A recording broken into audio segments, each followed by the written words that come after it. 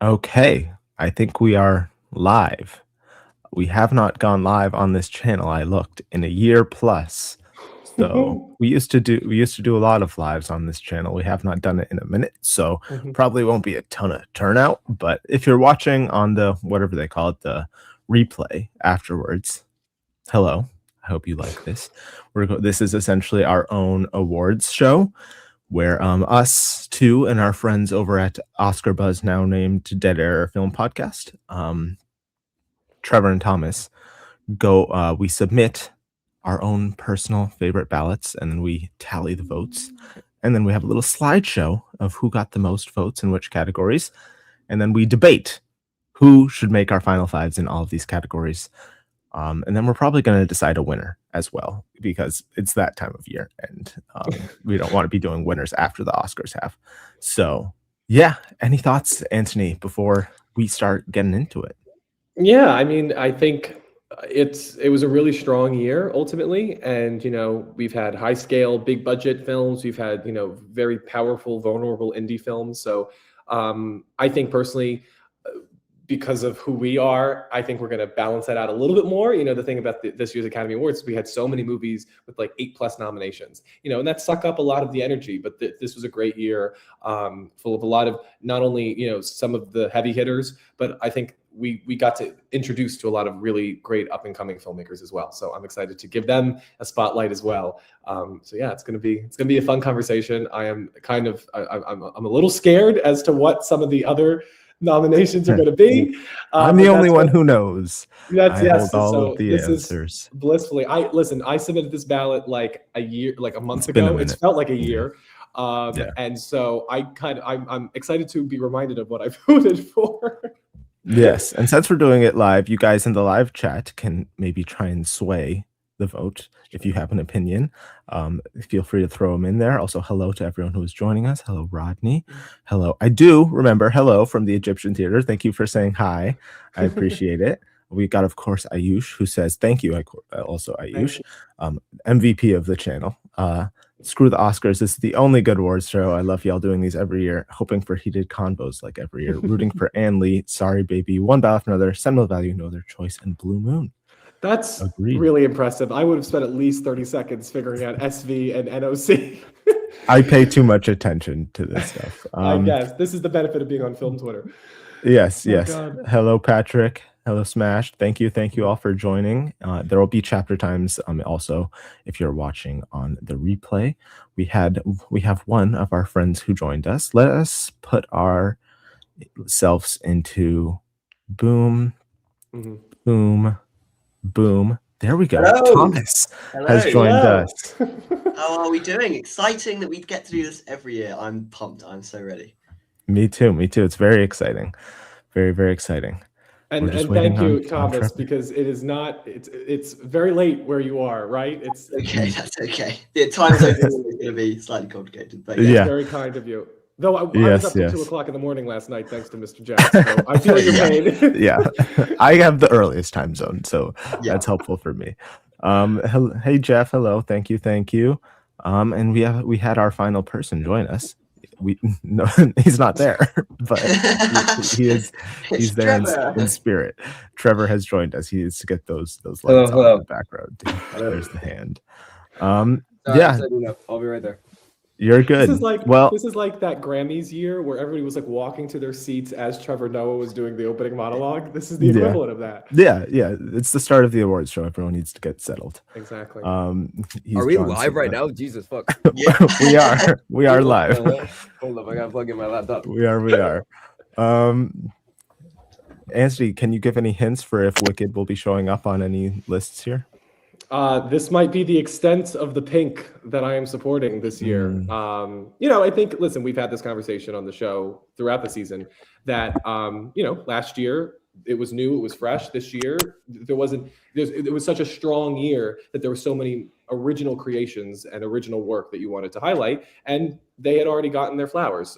So I don't think ultimately there was much, maybe in some of the crafts. Again, I told you this was, I have completely forgotten, especially when all these other award shows then come in. It's like, well, what did I nominate compared to what did the guilds go for? So we'll have to wait and see. For sure. For sure. And also you will see in the tallies, Sam is also Yes. a person who voted. He is not joining us today, but his vote will be represented.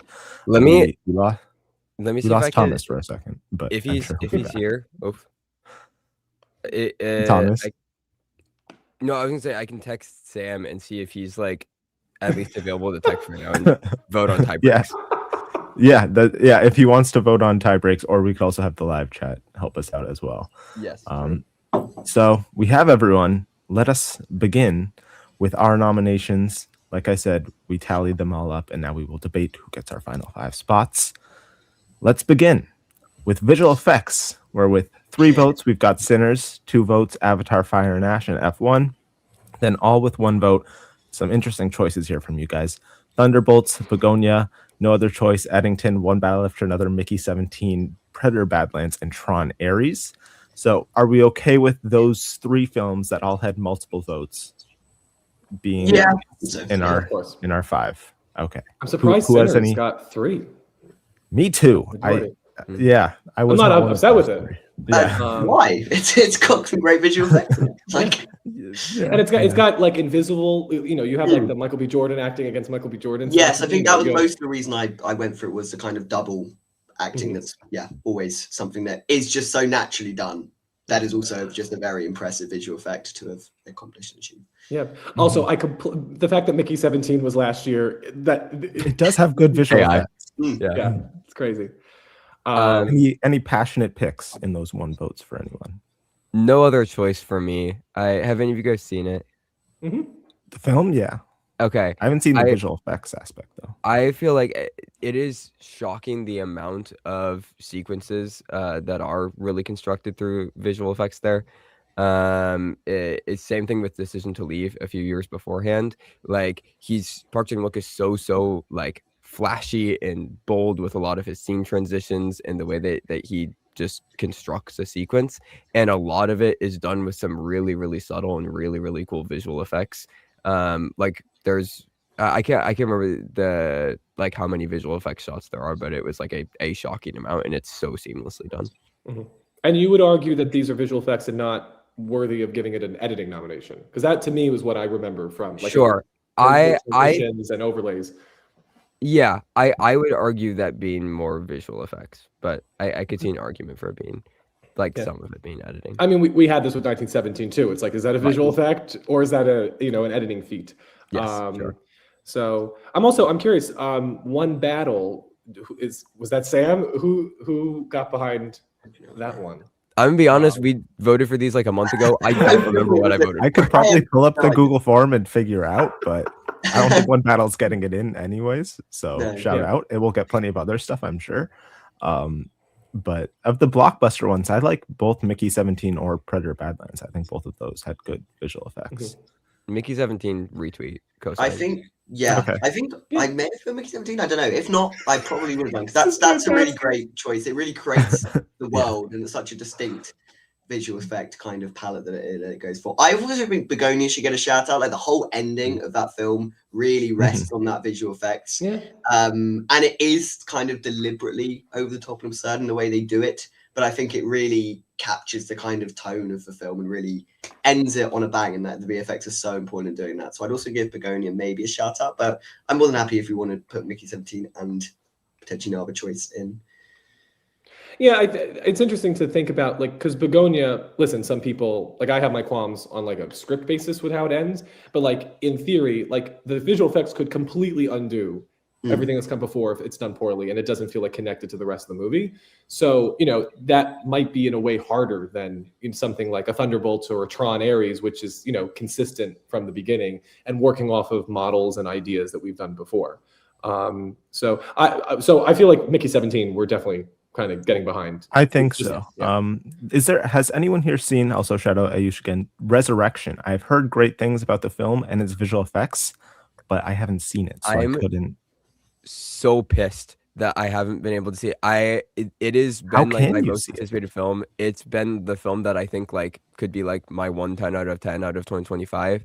I just saw it drop on some sites, and I will be watching it. Netflix, you mean? But Netflix. there's like no other way to watch it. Like it showed in like very briefly in theaters. Okay. Absolutely nowhere close to me, and I haven't been able to get around to it. I know. I if chat wants to throw it a vote, like I'd be more than like if you guys have seen the trailer, like You can't already. I know, Okay, so I know I'm gonna love it. I know I'm gonna love it so much. Just Yeah, a we're gonna- forecasting vote. I mean, I trust Ayush and his take on visual effects. We've got a seconding here. Saw Resurrection in IMAX, God tier. Like it looks other people- ridiculous. Like it looks I mean- absolutely ridiculous. We're doing this live for a reason. I'm totally fine with trusting. I'm our not fans. passionate about anything else really. So Do you want to do that? Let's Mickey? do it. let's do it. Hell yeah. Shout out live chat. You guys see going forward, you guys do have a sway. So Yeah. make sure to throw your takes in there. Yeah. But Also please, shout we're out not Mission trying to Impossible. extort our fans. I want that to be made clear that it's I wish not the the opposite was done expectation. like this. Like we could just live chat in. Actually, I think that one should win. Yeah. Depending on how high the super chat is, we may No, take it into stop. consideration. Oh my God. Yeah, if Alright, anybody so- wants to throw in $3 for a higher vote, up to $1.99. All right, so It's the like a bidding. nominees are Sinners, Avatar: Fire and Ash, F1, Mickey 17, and Resurrection. We're also what do you choosing winners now because Yes. it's why not? Yeah. What Are should we win? doing winners Wait, at the end? Avatar should win. Come on. Wait, do we want to do winners like as we do each category, or wait until we've done all the nominees and then go back through and do winners? Probably as we do it. As As we do it. Okay. Rather Yeah, than I going think- all the way through. Yeah. What do we think? Are we going to make Jack upset at the top of the show and not pick Avatar? Let's give the win to Resurrection. No, we can give it the nomination. We can't give it the Someone win. puts in $10, we'll do it. Wait, yes. Stop! No, that's right, guys. Oh God. No, I mean, sure. Yeah. Avatar is Avatar, I suppose. It's the I only want other Jack one to be we'll do. happy for the rest of this. Yeah. And listen, as far as like what is asked of listen, Sure. as much as I feel like they're doing what they did before, I do think the fire effects look good. And there's definitely new elements to this movie. And sure, I would like my It's not co-host the to last be time happy it for will the be rest of the week. Yes, thank you. It has at least one win. I feel like the wife who wants their husband to be happy by supporting their football team. That's what this Yeah. is right now. Yeah. So, Well, thank you for supporting my football team, Avatar. you're welcome. So that's visual effects. We've done that one. Moving along. Sound. Our 3 films that have multiple votes are F1, Sinners, and One Battle After Another. 1 vote. Oh no, it moved a little. Avatar: Fire and Ash, Train Dreams, Mission Impossible: The Final Reckoning, If I Had Legs, I'd Kick You, Warfare, Surratt, The Testament of Anne Lee, The Shrouds, Black News, Terms and Conditions. So are we okay with all of those 3 getting nominated? Yeah, for sure. Yep. Okay. Passion votes for those 1 votes. I know we've got a few from Trevor down there. Those last 3. All of them. them. I for me remember what I nominated here, so I don't have any of those in the 1 vote that I'm too passionate about. So more than happy to let Trevor talk about the bottom couple. Yeah. I mean, I adored Testament of Anne Lee. I thought that it was incredible. I think that the sound, it's doing a lot of the same stuff as you would expect in any musical, but I think a lot of the sound mixing of the vocals is really, really, really cool. The way that it layers a lot of the tracks and it feels like this like chanting.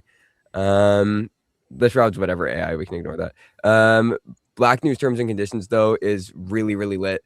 It is an incredible like odyssey of a docufiction piece in the way that it interlaces archival sound and documentary along with this like big, like very bold, like Afrofuturistic sci-fi tale that also has really interesting sound work. It's one of just the most innovative and impressive films of the year, and I think that the sound of it is like a really, really massive part of it. And you'll see it. I dropped it some love throughout the nominations, but it's a film that I think really more people should be seeing, and it should be on their radar. I would love if one of these years Trevor, you just like throw in a title for a movie that doesn't exist and see if we catch on. Yeah, you probably could. I would love it. I totally could. I want to back you up on Testament of Anne Lee just because I think that the sound, because of how the diegesis of the music works, as like it's kind of it's they're singing in real life, and then sometimes they're not. I feel like the sound design is really important to make that bridge. And then, you know, you have like them singing on a ship, like as far as like, you know, the other things they have to mix in that movie. I think it's really impressive, especially for a movie of that scale. So and there's like slapping the ground and like the way that all works into the mix. Like, yeah. And the fact that, you know, part of the movie's like the importance of it is that you don't lose Amanda Seyfried's vocal in that, you know, she's got to remain at the center of it for you to feel this sort of like prophet nature to her character. And so I would totally get behind that for our fourth pick. Sure. I think one of Surratt, Warfare, or If I Had Legs, I'd Kick You should get in there, which are my 3 votes. So one of those 3 should get in. Who has seen Surratt here? I would co-sign. I did not like Surratt. I thought Surratt was a very, very bad movie. The sound is astonishing, and I would be more than happy to get behind it. Which says a lot. I think, and I think the thing with Warfare is that it's good, it's immersive. It was as I was mixed on the film, but as a use of like cinematic devices, the sound is, you know, incredible. But I also do think it's my argument with Avatar with visual effects. It's using techniques that have been done before, where it sounds like Surratt is a little bit more inventive and original from what has been gained. Again, I have no idea why it didn't play at any movie theater near me, and I want to see this movie. Well, as Trevor said, it's playing on some streaming services. We have some of the chat says Surratt as well. Ayush says Anne Lee genuinely might be the best musical ever. It's pretty lit. It's a pretty fucking lit movie. It's All right, Surratt and Anne Lee. Sure. Yeah, Surratt and Anne Lee. Yeah, that works for me. Okay. All right, so F1, Sinners, One Battle, Surratt, Testament of Anne Lee. What are we thinking? My vote would be behind Testament of Anne Lee. I'd probably vote for Surratt or F1. One of those 2. Not F1. I will just I'm casting negative. Not F1. I will be anti F1 this entire episode. I mean, I'd probably go One Battle, but equally it will be winning more than enough if we want to honor something more kind of small scale on this. More than happy to do that. I would lean Anne Lee or One Battle. Jack, if we poked you with a stick, where would you go between those two? Of those 2 directions? Probably Anne Lee. Fantastic. Probably. You should have poked him harder. Maybe you would have given it. No, okay. I think Testament of Anne Lee is a really cool nomination, and I do think we'll have the chance to do One Battle later. So absolutely, I'm good with that. Okay, so that is sound. Moving along, original score with multiple votes: 3 votes, Sinners and One Battle After Another; 2 votes, Mari Supreme; and then 1 vote, Begonia, Thunderbolts, Hamnet, Black News, Terms and Conditions, Testament of Anne Lee, Surratt, and Train Dreams. Did someone really like Thunderbolts here, or was that Sam? I think Anthony. Hello. Hi. Oh, okay. It's more. Sam is alive and available to text for tie breaks. Fantastic. Okay. Amazing. It's more also that, you know, I knew that we would have a lot of movies in this that are similar and looking for those different picks. But I'm trying to. I think. I mean, we have Testament of Anne Lee again, which is stunning, and, you know, an original musical creation. And you know, Daniel Bloomberg is on a roll these last 2 years, working with one of the most talented couples. That I feel like they're like they're the Noah Baumbach and Greta Gerwig, but the ones that just like stay in the corner, Mona Fastfold and Brady Corbet. But yeah, I definitely, as far as music goes and the power that music has in a film, in a singular film, Anne Lee definitely is one of the ones I would elevate out of the 1 vote section. Yeah, co-sign that. It's my favorite score of the year. It's 2 years in a row that he's had my favorite score of the year. The Brutalist was my favorite the year before, and yeah, Anne Lee as well. I hunger and thirst. I love that. Well, we'll get to original song in a second. But Train Dreams is my favorite score of the year. I love that score by Bryce Dessner. So that's the one I would get behind of the 1 votes.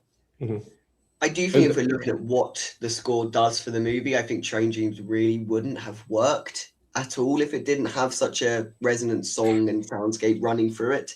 So I would be happy to throw it behind that. I would also say a similar thing to a lesser extent with Hamnet, that the score does carry a lot of the emotional weight. I would probably throw some of my kind of chip behind that one, but I would be happy to see someone like Train Dreams get in here just because of what the score does for the movie and elevating it to that level. And Jack knows, I think, that the thing with the Hamnet score is that the most memorable part of the score is the song that they didn't write for the movie, which is the final piece that Well, I know composer from wrote it Arrival. just 20 I years ago. understand we've had this decision, but that is the most memorable Yes. piece of music, where Sure. I don't think that's the case for the other two films that we've talked about out of the one votes. So the other one that I think is worth mentioning, just again for its originality and that it very much feels like a character in the film, is Begonia. But I also, it's a question of, I feel like that's something like Yorgos has it's like, the way that John Williams is with Spielberg, I feel like Yorgos has with his films, they have a certain timbre to them. And so I'd be fine going Train Dreams and Ann Lee, because I feel like they're more distinct to their films. Yeah, I'm very behind that. I'm very behind that. Okay. Yeah. Shout out Ann Lee again. Blast Ann Lee in the club. That is a soundtrack I do listen to quite often, honestly.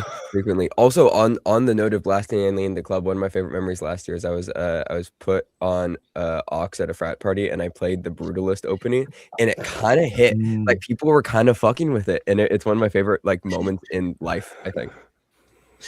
So yeah, it shows. That's what Trevor brings to the frat party. Yeah, absolutely. We're just sitting there imagining brutalist architecture. Oh, what a party! Yes. What a party. People were fried out of their minds. Just ooh, it was lit.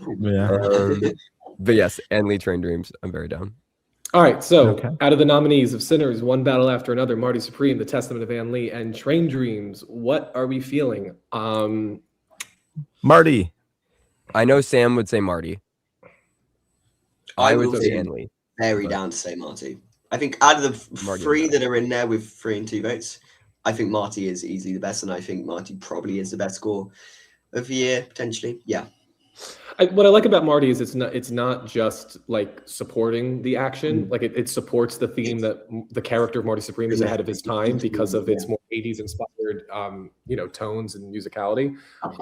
So yeah, I think that's totally a fine win to give it. So all right. Okay. We've done it. Original score. Moving along. Original song. With 2 votes. We have Sinners, I Lied to You. With also 2 votes, we have Ballad of Wallace Island, Our Love. And then over there, let's get through this. 1 vote. We've got Dream as One from Avatar Fire and Ash. Let me guess. Golden from K-Pop Demon Hunters. Sky Child from Ballad of Wallace Island. Morning Evening from Ballad of Wallace Island. All Is Summer, Testament of Ann Lee. Hunger and Thirst, Testament of Ann Lee. Trunks, Highest to Lowest, and Big Guy from the SpongeBob movie. I don't know if you guys have heard Big Guy from the SpongeBob I was like, movie. It's extremely catchy. Extremely catchy. Those last 3 are all my votes. It's like Wonka all over again. Yeah. Well, first off, I'm very happy about Ballad of Wallace Island. I put all 3 of them on. I was gonna say that is it's such a good soundtrack. It plays such an important role in the film, and the songs I just go back to on such like a weekly basis. I'm constantly those on repeat. It's such a film about music and about the power of music, and the fact that it has such a good soundtrack at its core, I think it's just wonderful. I'm more than happy to see the other 2 not make it. I think Sky Child actually might be my favorite of the songs in Ballad of Wallace Island, but Our Love is the one that is kind of the most important, plays the most pivotal role, is the kind of key. Isn't that the one that Carrie sings as well? Yes. Yeah. Our Love is that one. That's why I went behind that one. Yeah. I also think that I'm curious. One of the Ann Lee songs I imagine should get in. I would probably get behind Hunger and Thirst. But I would get behind All Is Summer. That's so much. You contrarian. We can get behind so much catchier. We can get behind. Look, chat. Okay. I mean, they're both wonderful. Hunger and Thirst is just like such an earworm for me. Like they're both great. Yeah. Oh, it's so good. And also like the I know it shouldn't play into it, but like the visuals of Hunger and Thirst is so like theatrical for the way that she's like moving her body through it. Like it's maybe my favorite like sequence in the film. Well, I mean, I Lied to You is here partly because of the visual. Well, yeah. It's connected to. Yeah, I don't think that's the best song in Sinners, honestly, but it is a great scene. Yeah. I don't know. I do think like where that song starts and where it ends, even if you're just listening to it, like it does achieve a similar effect to like watching the mixture of all those cultures together. So, Jack, would you like to make your Dream is One argument? Well, has anyone? Well, I didn't put that in there. I think that was Sam. No. I don't like that song. Sorry, I love Miley Cyrus, but I don't think that's a good song. Those last 3 are the ones that I put in. Has anyone seen Highest to Lowest? I've not. And the I've ASAP not, Rocky unfortunately. song? Wait, the last three are the ones I Gotcha. definitely put in Hunger and Thirst. Oh, then maybe I did the other. Oh no, I did All is Summer. Okay. Because that's what I voted for. Yeah. Yeah. Has anyone seen SpongeBob movie? Is that what it's called? No, I it's think the it's much SpongeBob longer than movie that. Search for SquarePants.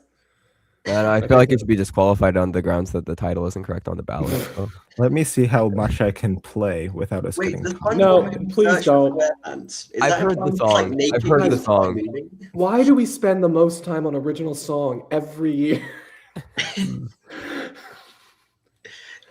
Do we have any like golden detractors? I feel like that's one that we should talk about, given That's it's likely going to boring. win. Everyone's gonna put it in there.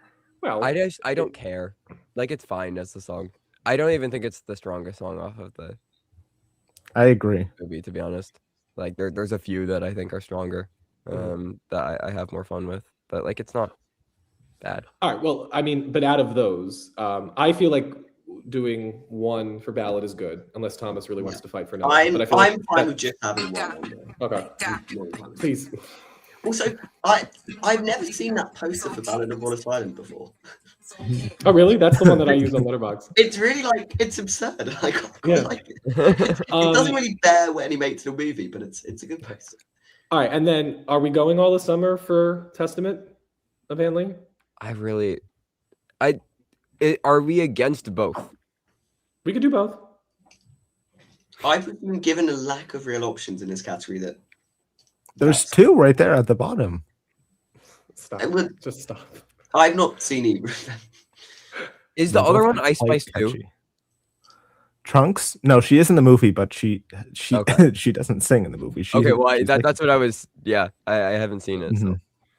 I mean, listen, if it was me, I think we do the two Hanley songs, and I would do Golden. I think as far as of songs' impact on the movie, there is no doubt that has the biggest effect on its movie.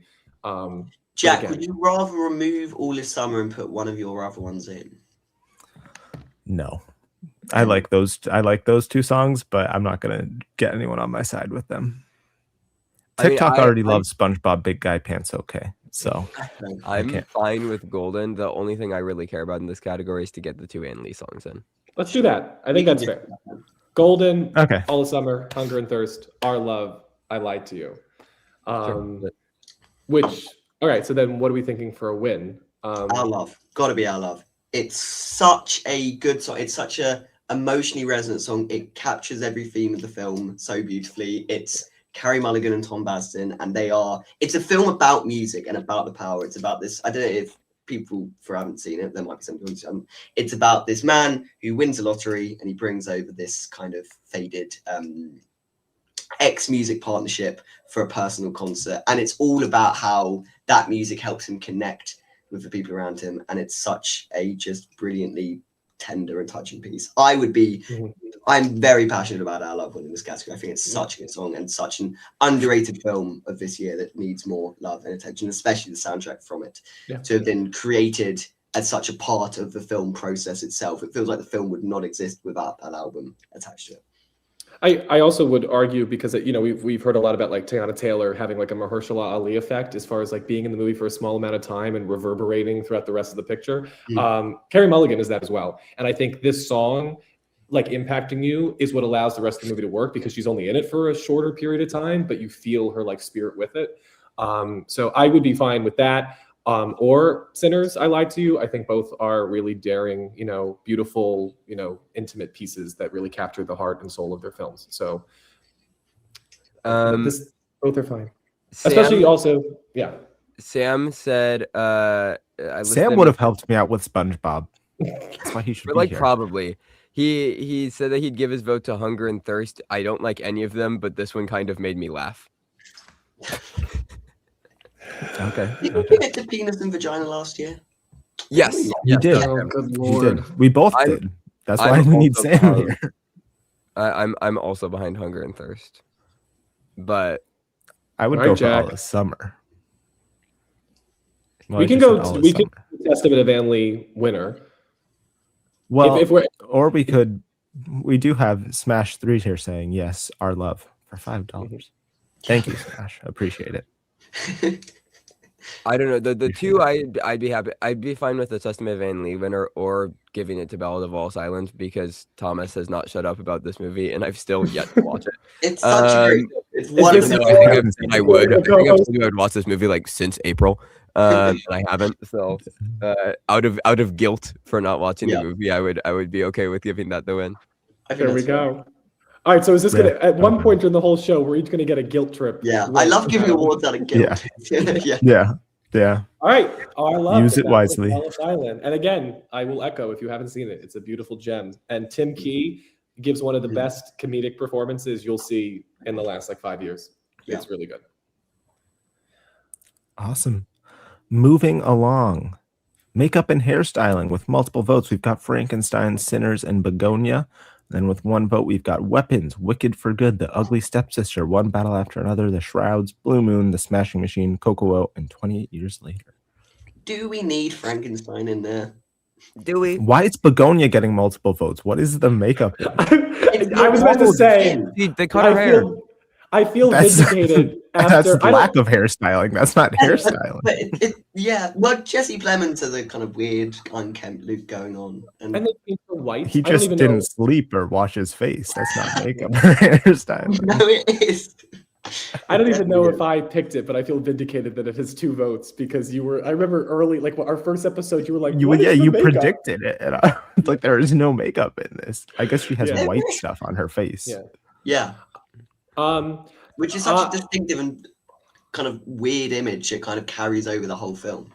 Well, listen, if we're talking about weird images that are seared into our brains, I do think Weapons and Aunt Gladys certainly is that. And if we're going to go with one character being represented here, I do think Weapons is a direction we should go in. I mean, that's not only an iconic look, it's an iconic it'll be a Halloween costume for sure. But I think also like the different, like Amy Madigan in the different locations too, and how they amend her look too. Whether she's like just with her nephew in the house first going to visit Benedict Wong. And then also I would imagine like when they're all like bugged out and crazy, you know, there's some makeup in there as well. Like and that was some of the most terrifying images to be seared into my brain. So I would get behind Weapons getting into here.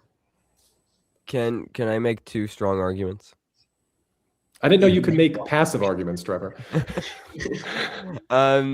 The Shrouds is magnificent. It's like there are some imagery. I watched that movie while eating. I think it was a bowl of apple cinnamon Cheerios, and some of those almost came up because there's some imagery in this film of both Diane, especially Diane Kruger, who just looks like disgusting. Like she looks really, really fucked up. It's about this guy who's like trying to preserve the bodies of like dead loved ones as a way to like basically like avoid grieving and everything like that, and it obviously spirals because that's not going to go well. But if you look at some of the imagery, the way that it really just plays with bodies and the preservation of self and how horribly that can go and how so much of that is expressed through some really, really audacious makeup work, I think is really worthy. I mean, if you've seen other Cronenberg films, you know what he can do with his vision for makeup, and I think that this was so strongly executed. Also, Blue Moon, I think, has been like really, really underrated in these conversations. Like the way that Ethan Hawke is transformed, I think is really subtle, but it does a lot to establish his character as sort of this like pitiful man. And I think the makeup works really, really strongly in conjunction with his performance, which I think is the strongest leading male performance of the year. And I think the makeup helps. I'm very happy to place some weight behind Blue Moon as well. There's something quite sweaty about his performance and character that I think is also due to the makeup and hairstyling in a really interesting way. And yes, I suppose kind of lack of hair as well, but equally, yeah, I think it contributes so strongly to the performance and that transformation. I'm surprised I didn't put Blue Moon on.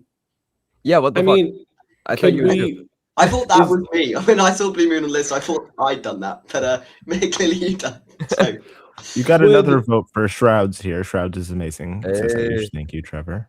What would we say if we did Frankenstein Sinners and then took out Begonia? Why would Why don't we take out There's no makeup in it.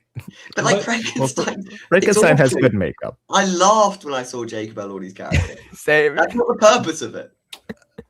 The cinematography doesn't do it justice, but I do think the makeup is still good. Sure. Listen, Jack doesn't like Frankenstein, so the fact that he's defending it says a lot. Hello. Well, we have to separate the film's quality from the work done by the individual artists.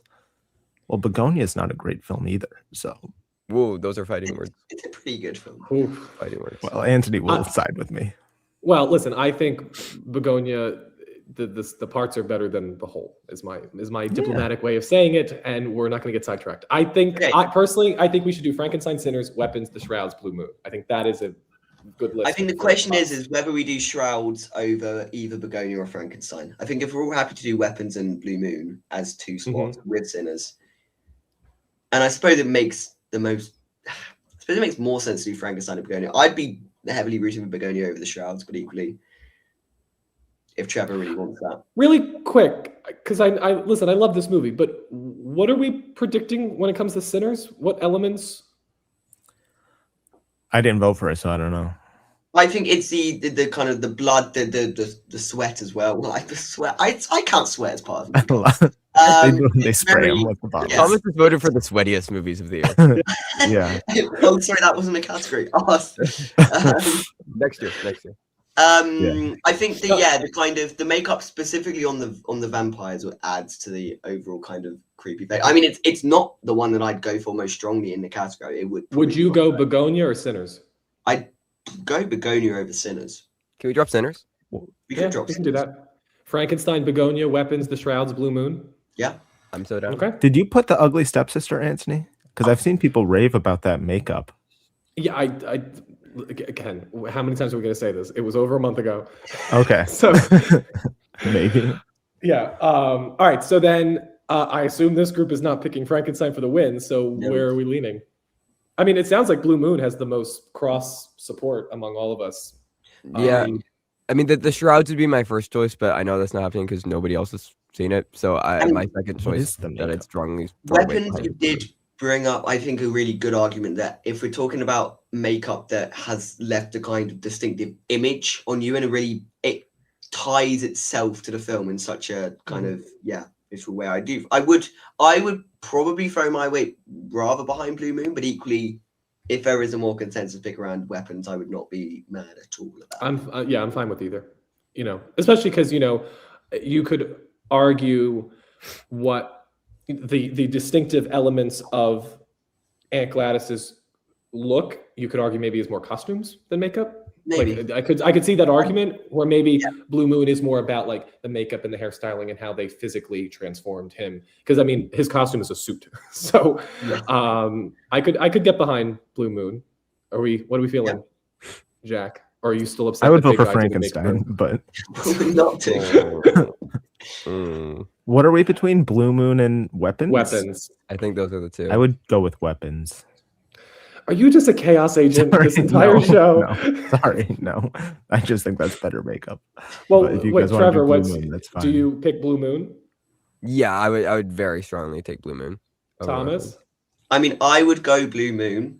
I think we're in a situation where Jack definitely doesn't want Blue Moon. Trevor would much rather. But it's 3 against 1. Oh, you picked Blue Moon too? Oh, if you're I'm picking fine Blue with Moon. either. And to move on to categories that I think are going to be much longer conversations, I will pick Blue Moon. The acting categories, there's very little overlap. So I know. It's gonna be fun.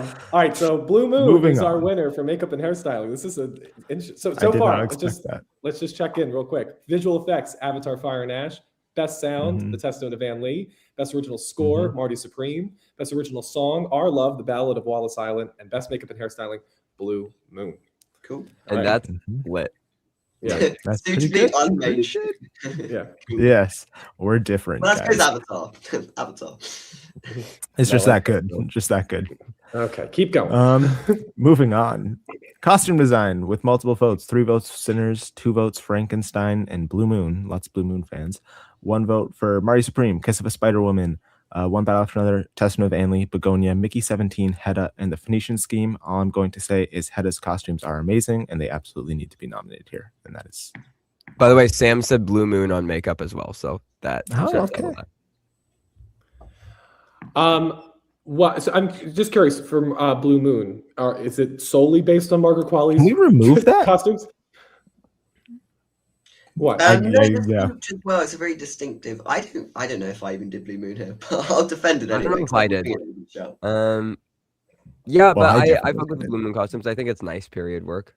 Mm. No, I don't remember being particularly inspired by much in this category, Yes. except the Testament of Anne Lee. We are back, baby. I don't know. I mean, I think just like gorgeous costuming all throughout that movie. But Who keeps putting begonia in these categories where it has no reason to That be? might be me. Costume There is design. reason in costume design. There's the masks, they're very funny. There's the kind of the clothes. It's a costume design. Lemons. That's just Jennifer Aniston's face. Well, it's part of the costume design. It's a visual gag based on costumed elements. The kind of clothes that Jesse Plemons wears are suit to be great and kind of like they're actually not awful, but and then the suit that Emma Stone wears, I think, is pitch perfect for that kind of awful fashion design that the kind of upper echelons of capitalist societies go for. That kind of horrible, it just looks horrible, but they think it looks kind of stylish and fashionable. So I actually do think Begonia does have a lot going for it. I wouldn't necessarily say it needs a nomination here, but I would like to thank Smash for shouting out my 2 picks here, Hedda and the Phoenician Scheme. Thank you. I could get behind Hedda. I think that it was an underseen film that deserves more recognition and definitely is stylish.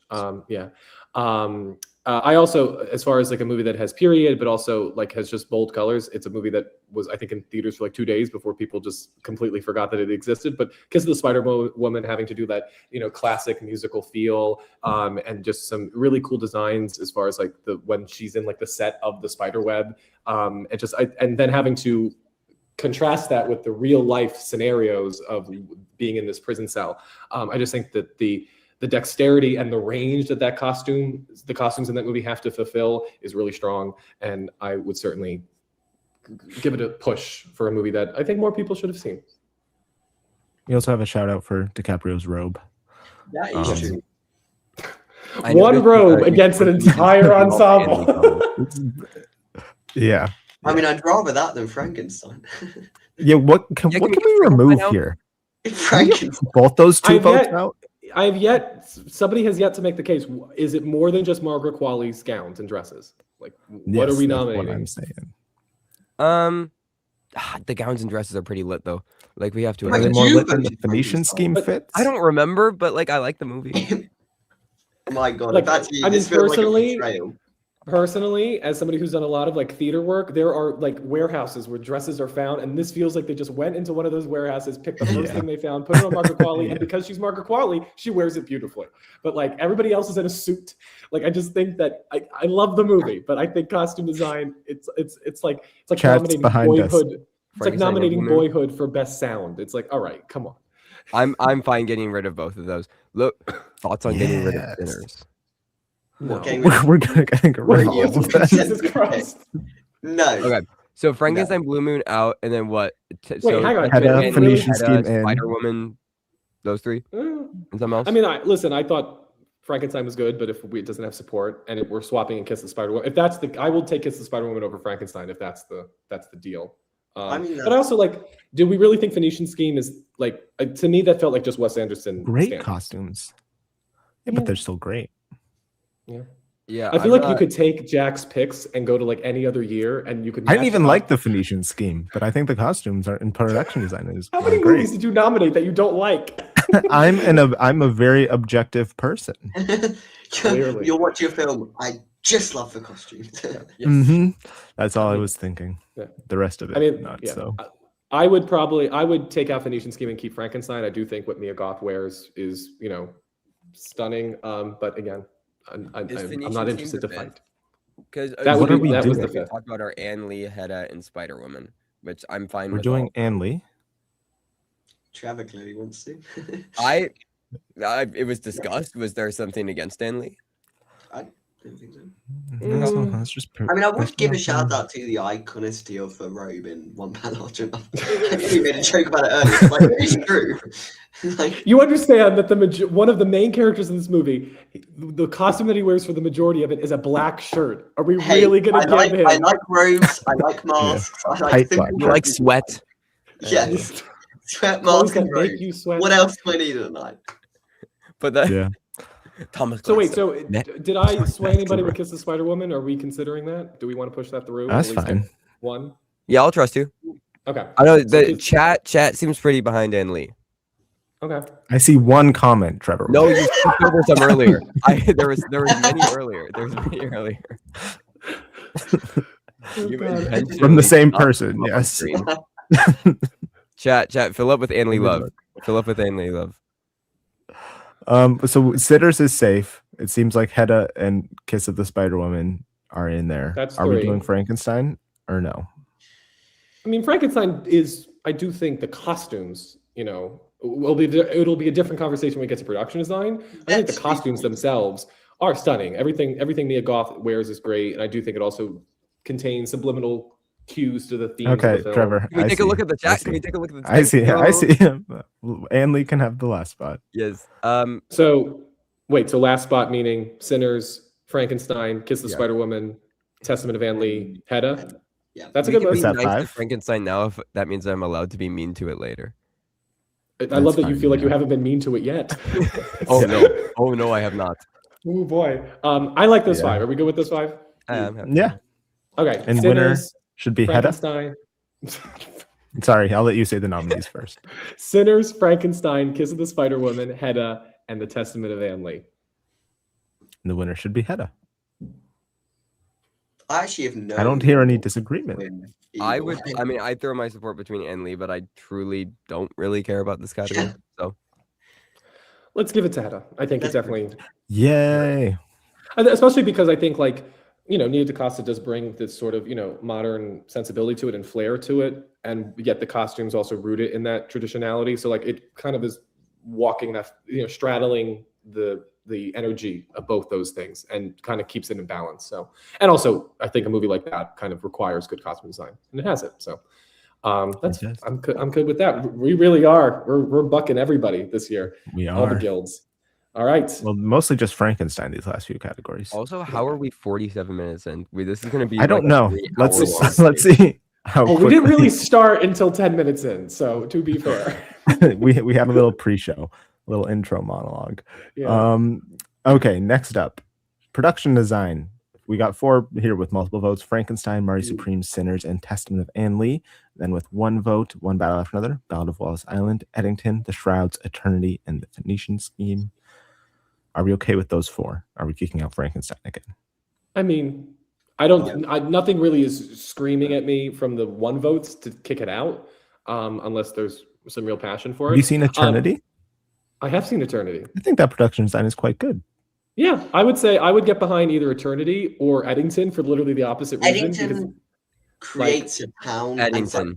and feeling for that town, and it's a lot of it is done through the kind of the production design and the decrepit. It feels like it's a town falling apart, and that is what the film is about in many ways. And that is a lot of it is done through just it feeling like a lived-in world.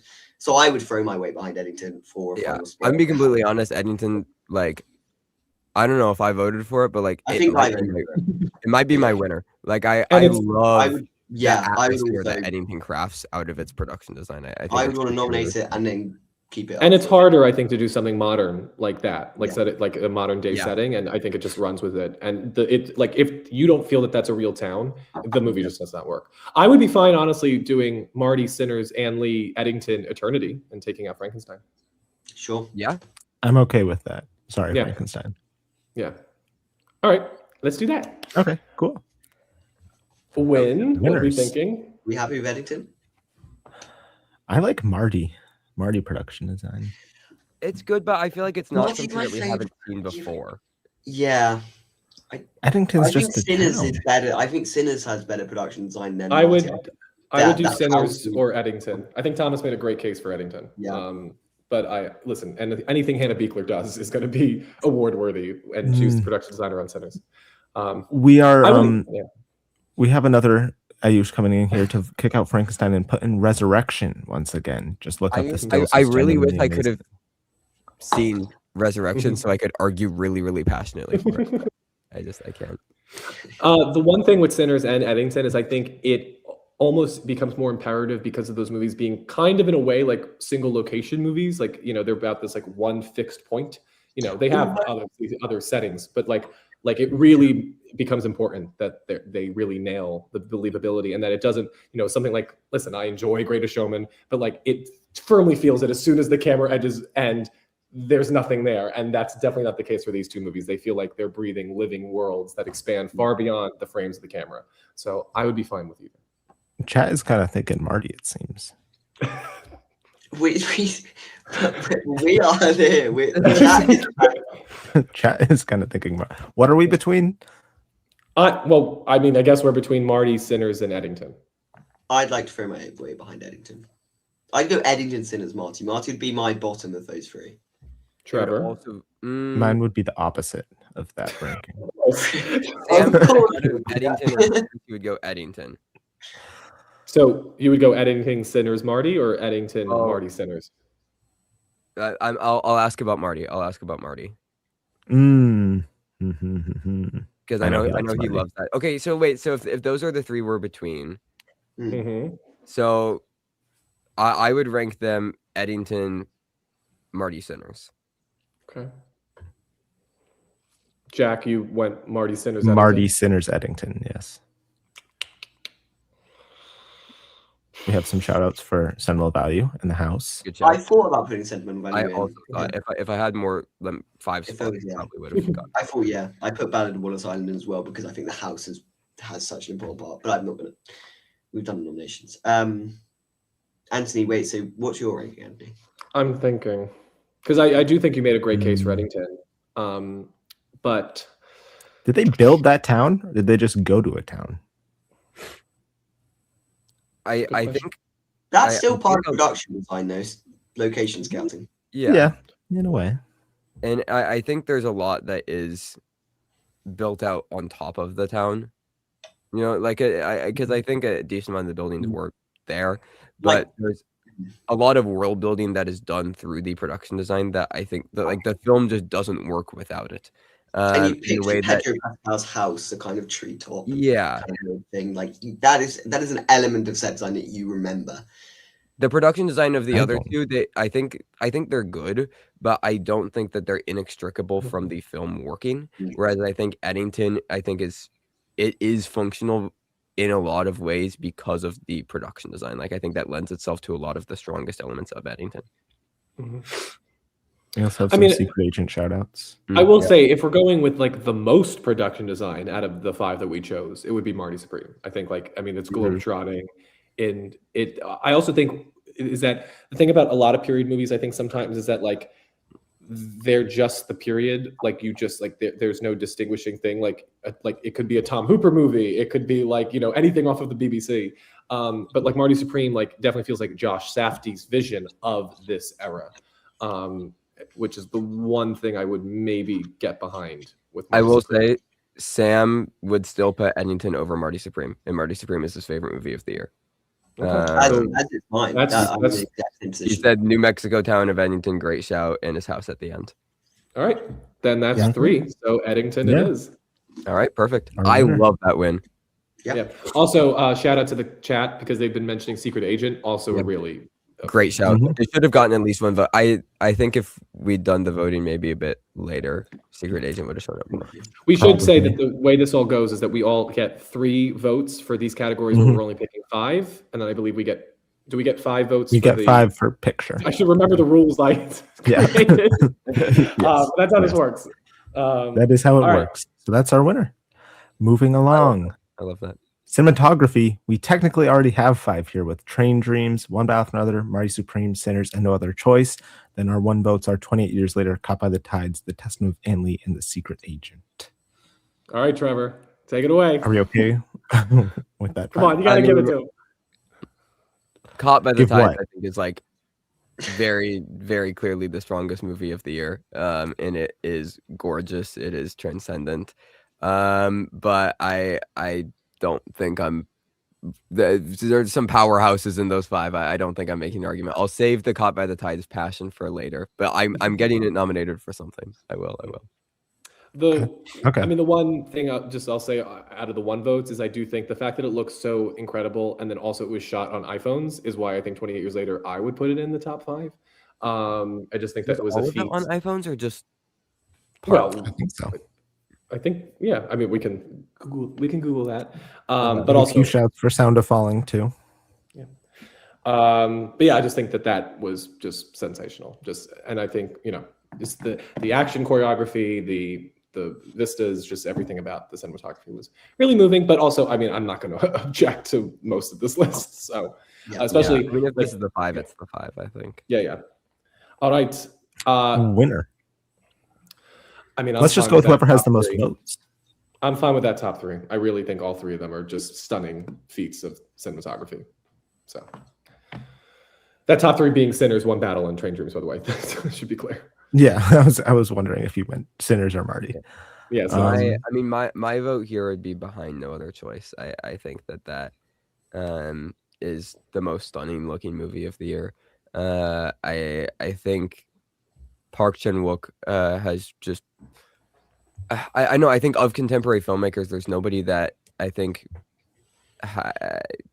creates imagery like he does. I think it's so striking. I think the way that he integrates contemporary technology into a lot of his visual language is like, yes, it can seem very rudimentary, but there isn't really anybody that's doing that right now in the really innovative and creative ways that he is. And I think he'll be looked at and his visual language will be looked at as like a really, really important step in moving the film's visual language forward into a very digital era.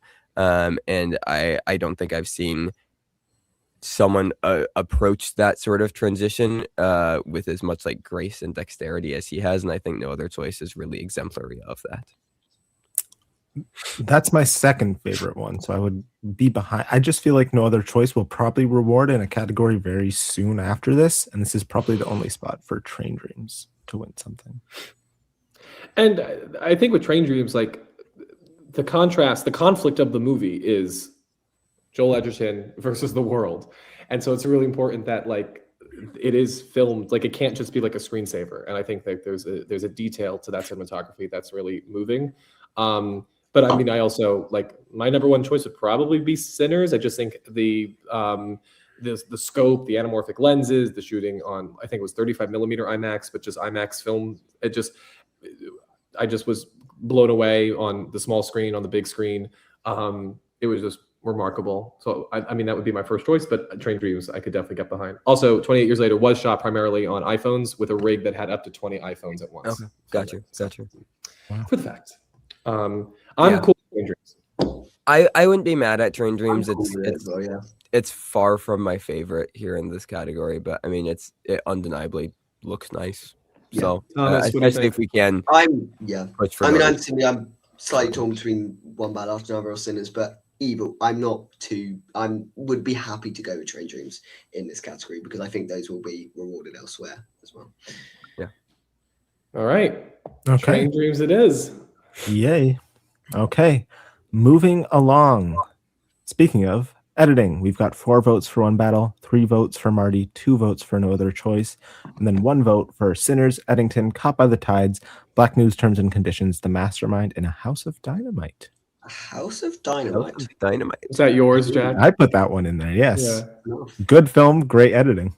Ooh, I thought the editing was a even if you don't like the film, I thought it was like horribly edited. See, I think it's hard for me to judge the editing because I do think like the script lets a lot of it down, and like I can't deny that I felt like as it progressed because of the structure, I did feel like it dragged, and that's partly the editing. So it's hard for me to be. Yeah, it's hard for me to. I'm not going to push for it, so you don't have to worry about that. Yeah.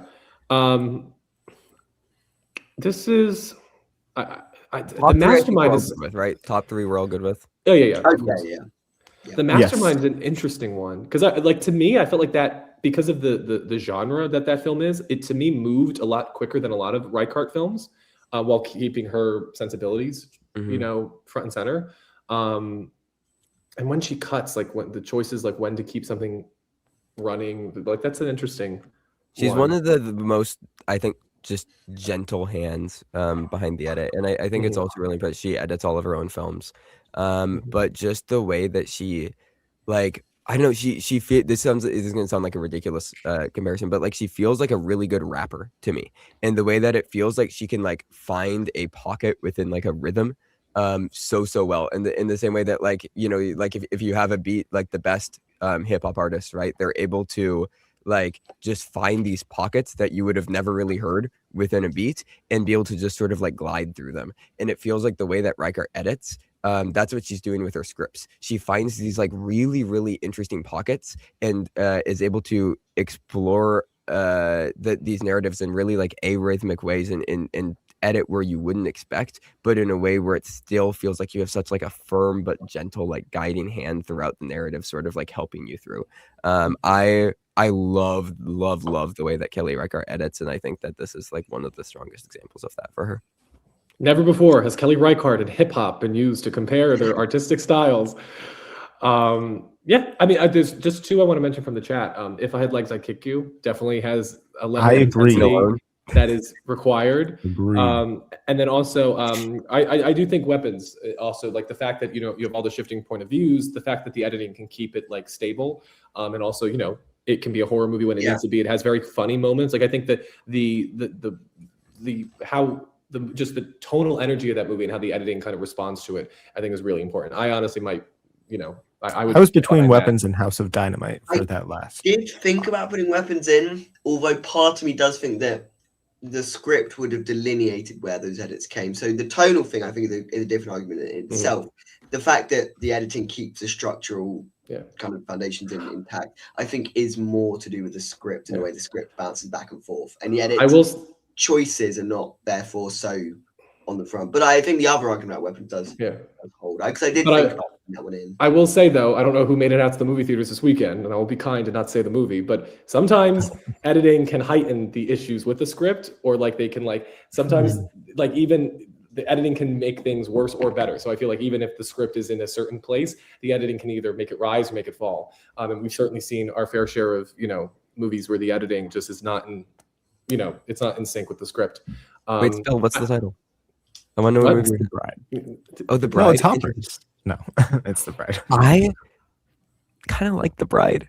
Oh God! All right, we're good. Let's. Of course that'll you be a separate episode.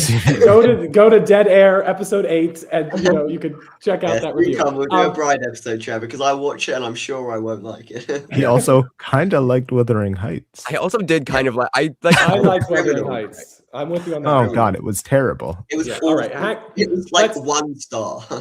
It was quite bad. I think we should do. I love real quick. I think what we could do is Weapons and Mastermind. I want to put that on the table. But also, Trevor, if you want to give a pitch for your other movies, feel free. Yeah, I certainly be okay with that. I mean, like none of the ones that I put on here are in the 3. My other 2 were Black News, Terms and Conditions, and Caught by the Tides.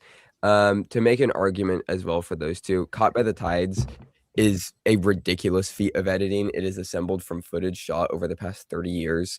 It is a film that Jia Zhangxi, which I might be pronouncing correctly, but it's taken from deleted scenes of films that he has made, test footage that he has done over the years, combined with newly shot footage. It's shot over the course of like I said, like multiple decades on multiple different cameras, types of, like some of it's shot on film, some of it's shot on like a camcorder, some shot on digital contemporarily, right? And it's the editing, it's constructed non-linearly in this like kaleidoscopic manner, and it's really astounding just as a singular piece of film and as a vision from Jia Zhangxi. It's so like experimental while also having this really compelling like through line and narrative throughout that comes together through the editing.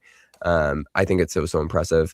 And then Black News, Terms and Conditions is I mentioned it before. It combines archival documentary. It's basically played as like this encyclopedia of like African American and just African in general, like culture and history, and it feels like you're watching a visual encyclopedia, and it combines narrative, with documentary and with archival footage, in a really, really striking and interesting way. And I think that it's just such a feat of editing. Both of those films are really films that come together and work because of how strong the editing is. So I know, Jack, you've seen Black News Terms and Conditions. I know nobody else has seen. That has quite good editing. I would, but I think that those are really, really worthy of a shout. So you want to do Weapons and Black News? I'd be okay with that. Yeah, because I do Weapons and one of the three, I suppose. Then it comes up. Sure. Yeah, I think of them probably. Well, I don't know, because Black News Terms and Conditions, I assume, will get love at least in documentary.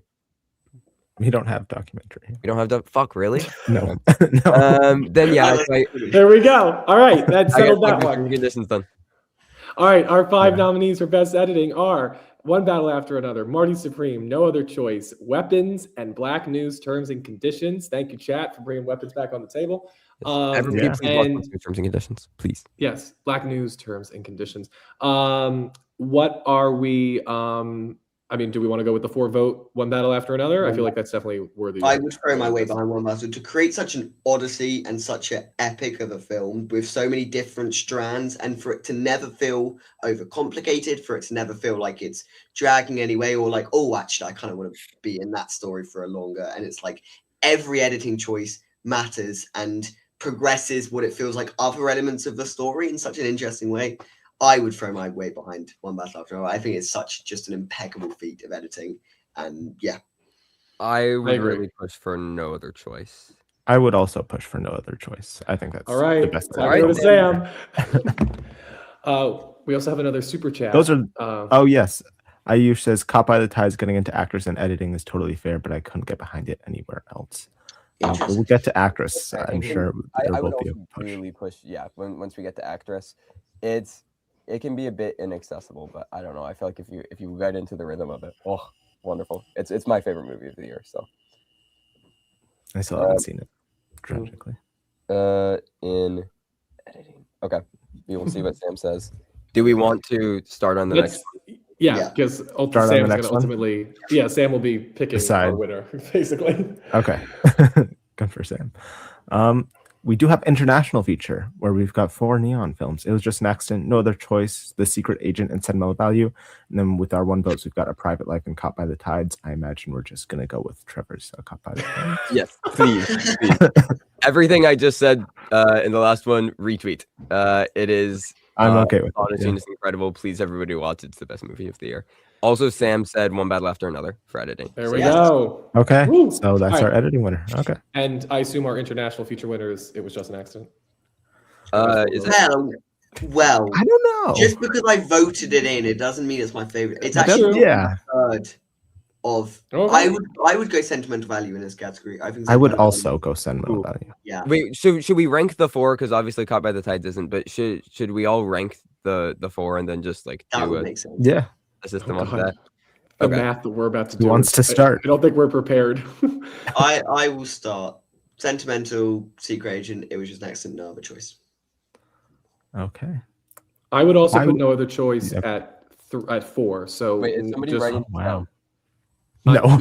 It's in my head. Rank the top 3 because No Other Choice would also be my number 4. So you can take that out. Unless you have No Other Choice at 1, Jack, in which case. I have No Other Choice at 1.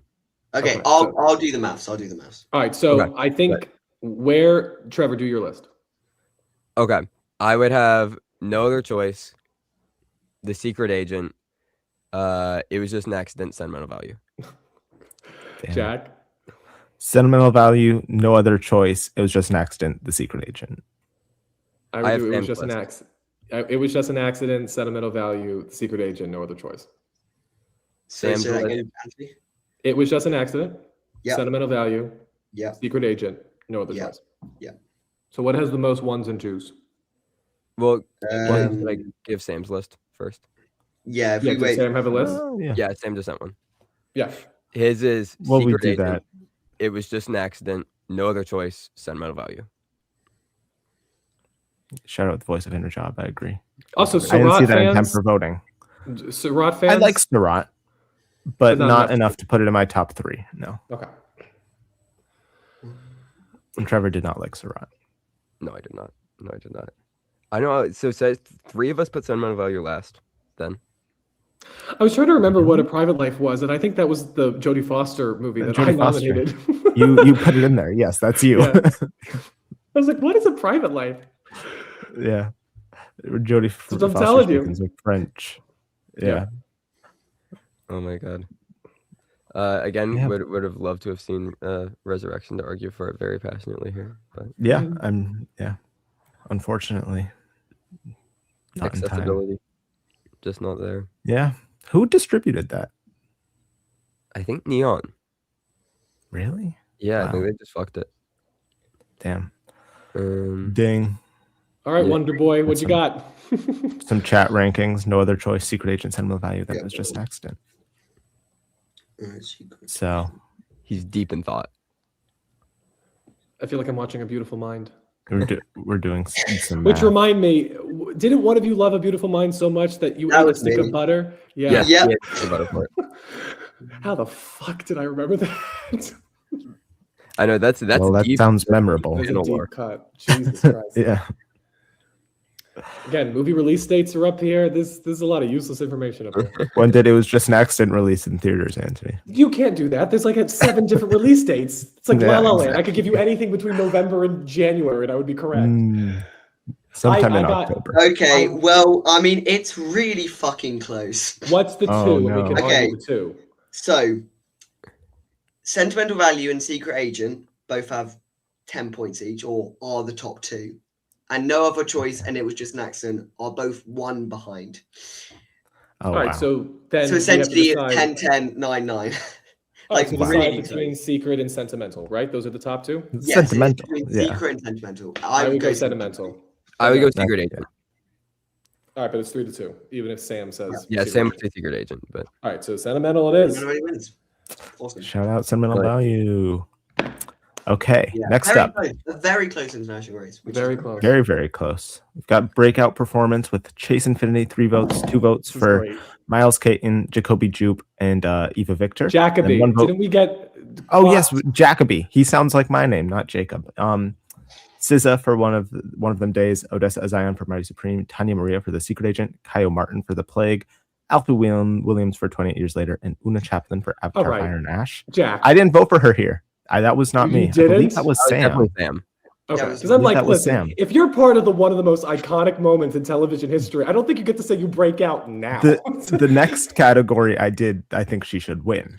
But I put Odessa. I didn't do the research. Maybe Odessa Azion isn't a breakout, but she's a nepo baby. That's fine. I want to get behind. Listen, I think Alfie Williams is great. No, not Kyle Martin. Wait, is he the kid or is he the bully? The bully in The Plague. He's really good. He's so good. He's so good.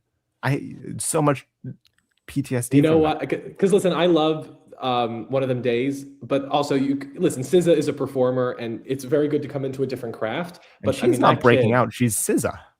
Yeah, but I mean, as a performer, she's breaking out. Well, you just said she's already a performer. Well, no, that's my art. I'm supporting your argument, Jack. I think Kyle Martin should win.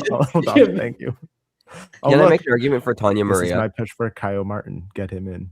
Yes. Well, I think you might have to push for someone to be kicked out then, Trevor.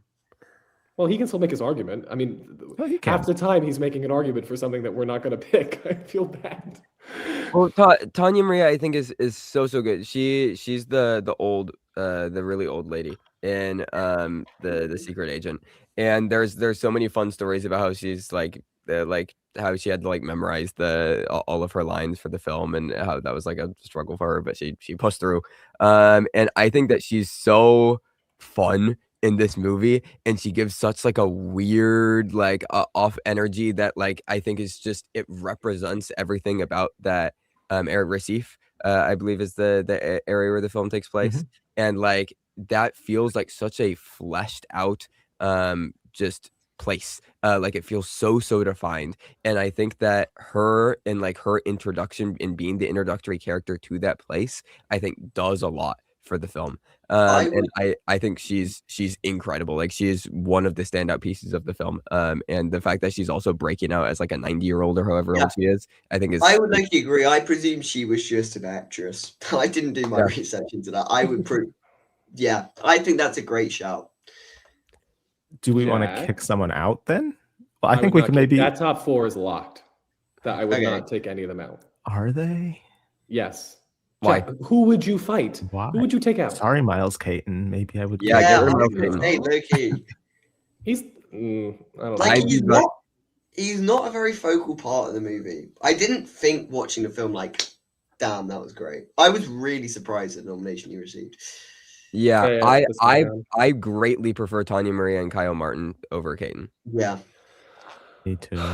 Okay. Yeah, I will, because listen, I think Trevor just made a great case for Maria, and I think Martin, like his ability to capture that character so succinctly was really impressive. He's like the inverse of Jack and Pete Jupe. He is, yeah. Yeah, that's the spectrum. All right. Listen, I love Miles, but I am fine. So that would mean our nominees are Chase Infinity, One Battle After Another, Ava Victor, who we have not mentioned, is phenomenal. Great. And Sorry Baby, Jacoby Jupe for Hamnet, Tanya Maria for The Secret Agent, and Kyle Martin. Is that how you say it? I think so. Yeah. Kyle Martin for The Plague. I would probably. I would probably get behind Ava Victor. Okay. I'm not saying not, but like, surely Chase Infinity. Right? No. I think Ava Victor is asked to do more. Even setting aside the fact that she wrote it and directed it, I think that character, the fact that she starts in this like Phoebe Waller-Gerwig type of energy, and she completely creates a new avenue into that sort of film, that sort of narrative. And she's a beautiful scene partner with every single person. I think Chase Infinity is remarkable, but I also think like action is easier to pull off than I think what Ava Victor has to pull off.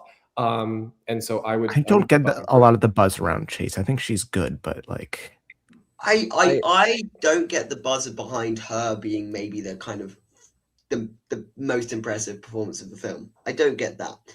But she does carry so much of the weight in such a restrained and assured way that for a young actress, for an actress who hasn't done really anything before, is such an impressive feat. To essentially go toe-to-toe with Leonardo DiCaprio, Benicio del Toro, Tiana Taylor, Sean Penn, and still be the kind of thing that you exit the film thinking about, I think is just like astounding work on her behalf. And so I would go Chase Infinity. I'm not too mad because I think I don't see why we wouldn't necessarily add on the fact that Eva directed and wrote the film as well. I think that aids her case, and I don't think it should negate for that. I don't think we should ignore that. I would still go Chase Infinity, but and listen, Chase, you could also argue that the other actors are there helping her and supporting Chase Infinity. Ava Victor has a cat. That's her scene partner. Naomi Aki. I know. I'm being good. And the guy on the kind of first want to return to the phrase Phoebe Waller-Gerwig because I love that. But secondly, unironically, my choice out of these 5 would be Tanya Maria for the win. But if her or Kaio are my favorites of the ones that we have. Wait, really, Tanya? She'd be probably my second. I like Kyle Martin the best, but her and Jacoby are like. Okay, if this is where the conversation is going to, I'm throwing my weight behind Eva Victor. Oh no! What does Sam? This is where the conversation is going. No. I mean, I can text Sam. Between Chase and Eva Victor, though, I would lean Chase Infinity. I think that she's. I would lean Eva. Definitive, for that film, and I think for the film to be as like one of the cultural moments of the year, and for her to just kind of pop up and be at the center and grounded, and also I think that she, like, I don't know, to work within a PTA world that's such a specific type of performance. I think that he requires a lot of his films to be very like driven and narratively driven by his performers. He works very collaboratively with them and lets the performers guide a lot of what's going on, and for her to be at the focal point of that and to sort of seamlessly work into PTA's creative process, which is so ambitious and big. I think, yeah, just ridiculously impressive how seamlessly she sort of fit into that world and his sort of directorial lexicon. So, but again, my number one choice is Tanya Maria for The Secret Agent. I think that she is wonderful.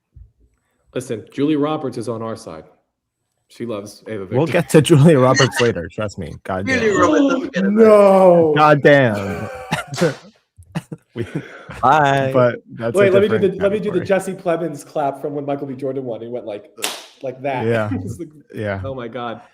All right. So what are we between? Well, I mean, it seems like we're between everybody but Jacoby Jupe, unfortunately. I like Jacoby Jupe. I love him too. Okay, so you actually quite impressive. Jack, you said that you would go over Ava over Chase. Of those two, yes, but those would be like my 4 and 5 of the 5 we're talking about. Okay, so who would you pick, Tanya or Kaio? Kaio, but no one else is going to pick Kaio. So all right, so then Kaio's out. So then it's Tanya or Ava. That's the final vote. Tanya. Thomas? Will I go Ava? I would go Ava, but Sam probably goes Tanya, I would imagine. We can ask him. Yes. Okay. Fair enough. That's a good shout. All right. Tanya Maria for The Secret Agent, our breakout performance. Sam would say, but likely Tanya. Okay. We can have a this will turn into You're just speaking on well, I assume this will turn into our own version of La La Land and Moonlight. I'm sorry, it's a mistake. Yeah. Okay, we can come back. Like the 2020 election. Okay. Next up. Sorry. On the mind. All right. Next up. Oh, never mind. MVP of the year. We've got Josh O'Connor, Benicio del Toro, Tom Cruise, Timothy Chalamet, Warner Brothers, EJ, Darius Kanji, Marty Supreme Marketing Team, Richard Linklater, and Steven Soderbergh. Marty Supreme Marketing Team. Yes, please. Check, please. Retweet. Yeah, bring it in. That was because marketing isn't rewarded anywhere else. And I think the marketing of Marty Supreme was so good and so integral to the film as a whole, for positioning the viewers going into the film, for getting people to go and watch the film first and foremost, for all the variety of creative ways they went about marketing the film, for it to not get any kind of scope in any other award ceremony. I felt that this was a perfect category to kind of do something like that. Come on, also, guys. Yeah. Timothy also has a vote here, and he kind of combined those two because he's a big part of the marketing. Yeah. Also, I'm sure there are marketing awards. I just don't think the marketing people are narcissists and make us care about their awards. I'm sure they're getting awards. That's probably true. That's probably true. But it's never at the Oscar. And I think marketing has become so incorporated into the overall filmmaking process. Like, look at Wuthering Heights, for example, that actually marketing teams deserve kind of more recognition for the stuff they do, I think. And so MVP category, get them in. So we got 3 now. Can I make a really strong argument for Darius Kanji? What else did he shoot besides Marty? Marty Supreme, Eddington, and Mickey 17. Yes. Okay. Yeah. Yes. Right, you don't even need to make the case. What a year. What a year. Yeah. I did not clock he did all those. Richard Linklater for number 5? I think I think Steven Soderbergh had 2 better films than him this year. Are you kidding, Jack? Black Bag and Presents are both better than the Linklater movies, but Jack, I'm alone in that, obviously. Jack, this is very dangerous as we are about to go into the home stretch for you to say something like that. No, I'm not going to push for it, but that's just my take. Also, I would be fine because I do think that Warner Brothers had a really special year, especially now. It's important to identify what made that studio slate so great. I'd be fine if we want to sub out Warner Brothers as a whole for Pam DeLuca and Mike DeLuca and Pam Abdi, because I do think it was remarkable. But I'm also fine with Richard Linklater because I do think he made 2 great movies, despite what Mr. Murphy thinks. I think. Yeah, I really love both of Linklater's films. Yeah, they're so different. I do like Blue Moon, just not as much as those 2. Rank those 4. I'm forcing you right now.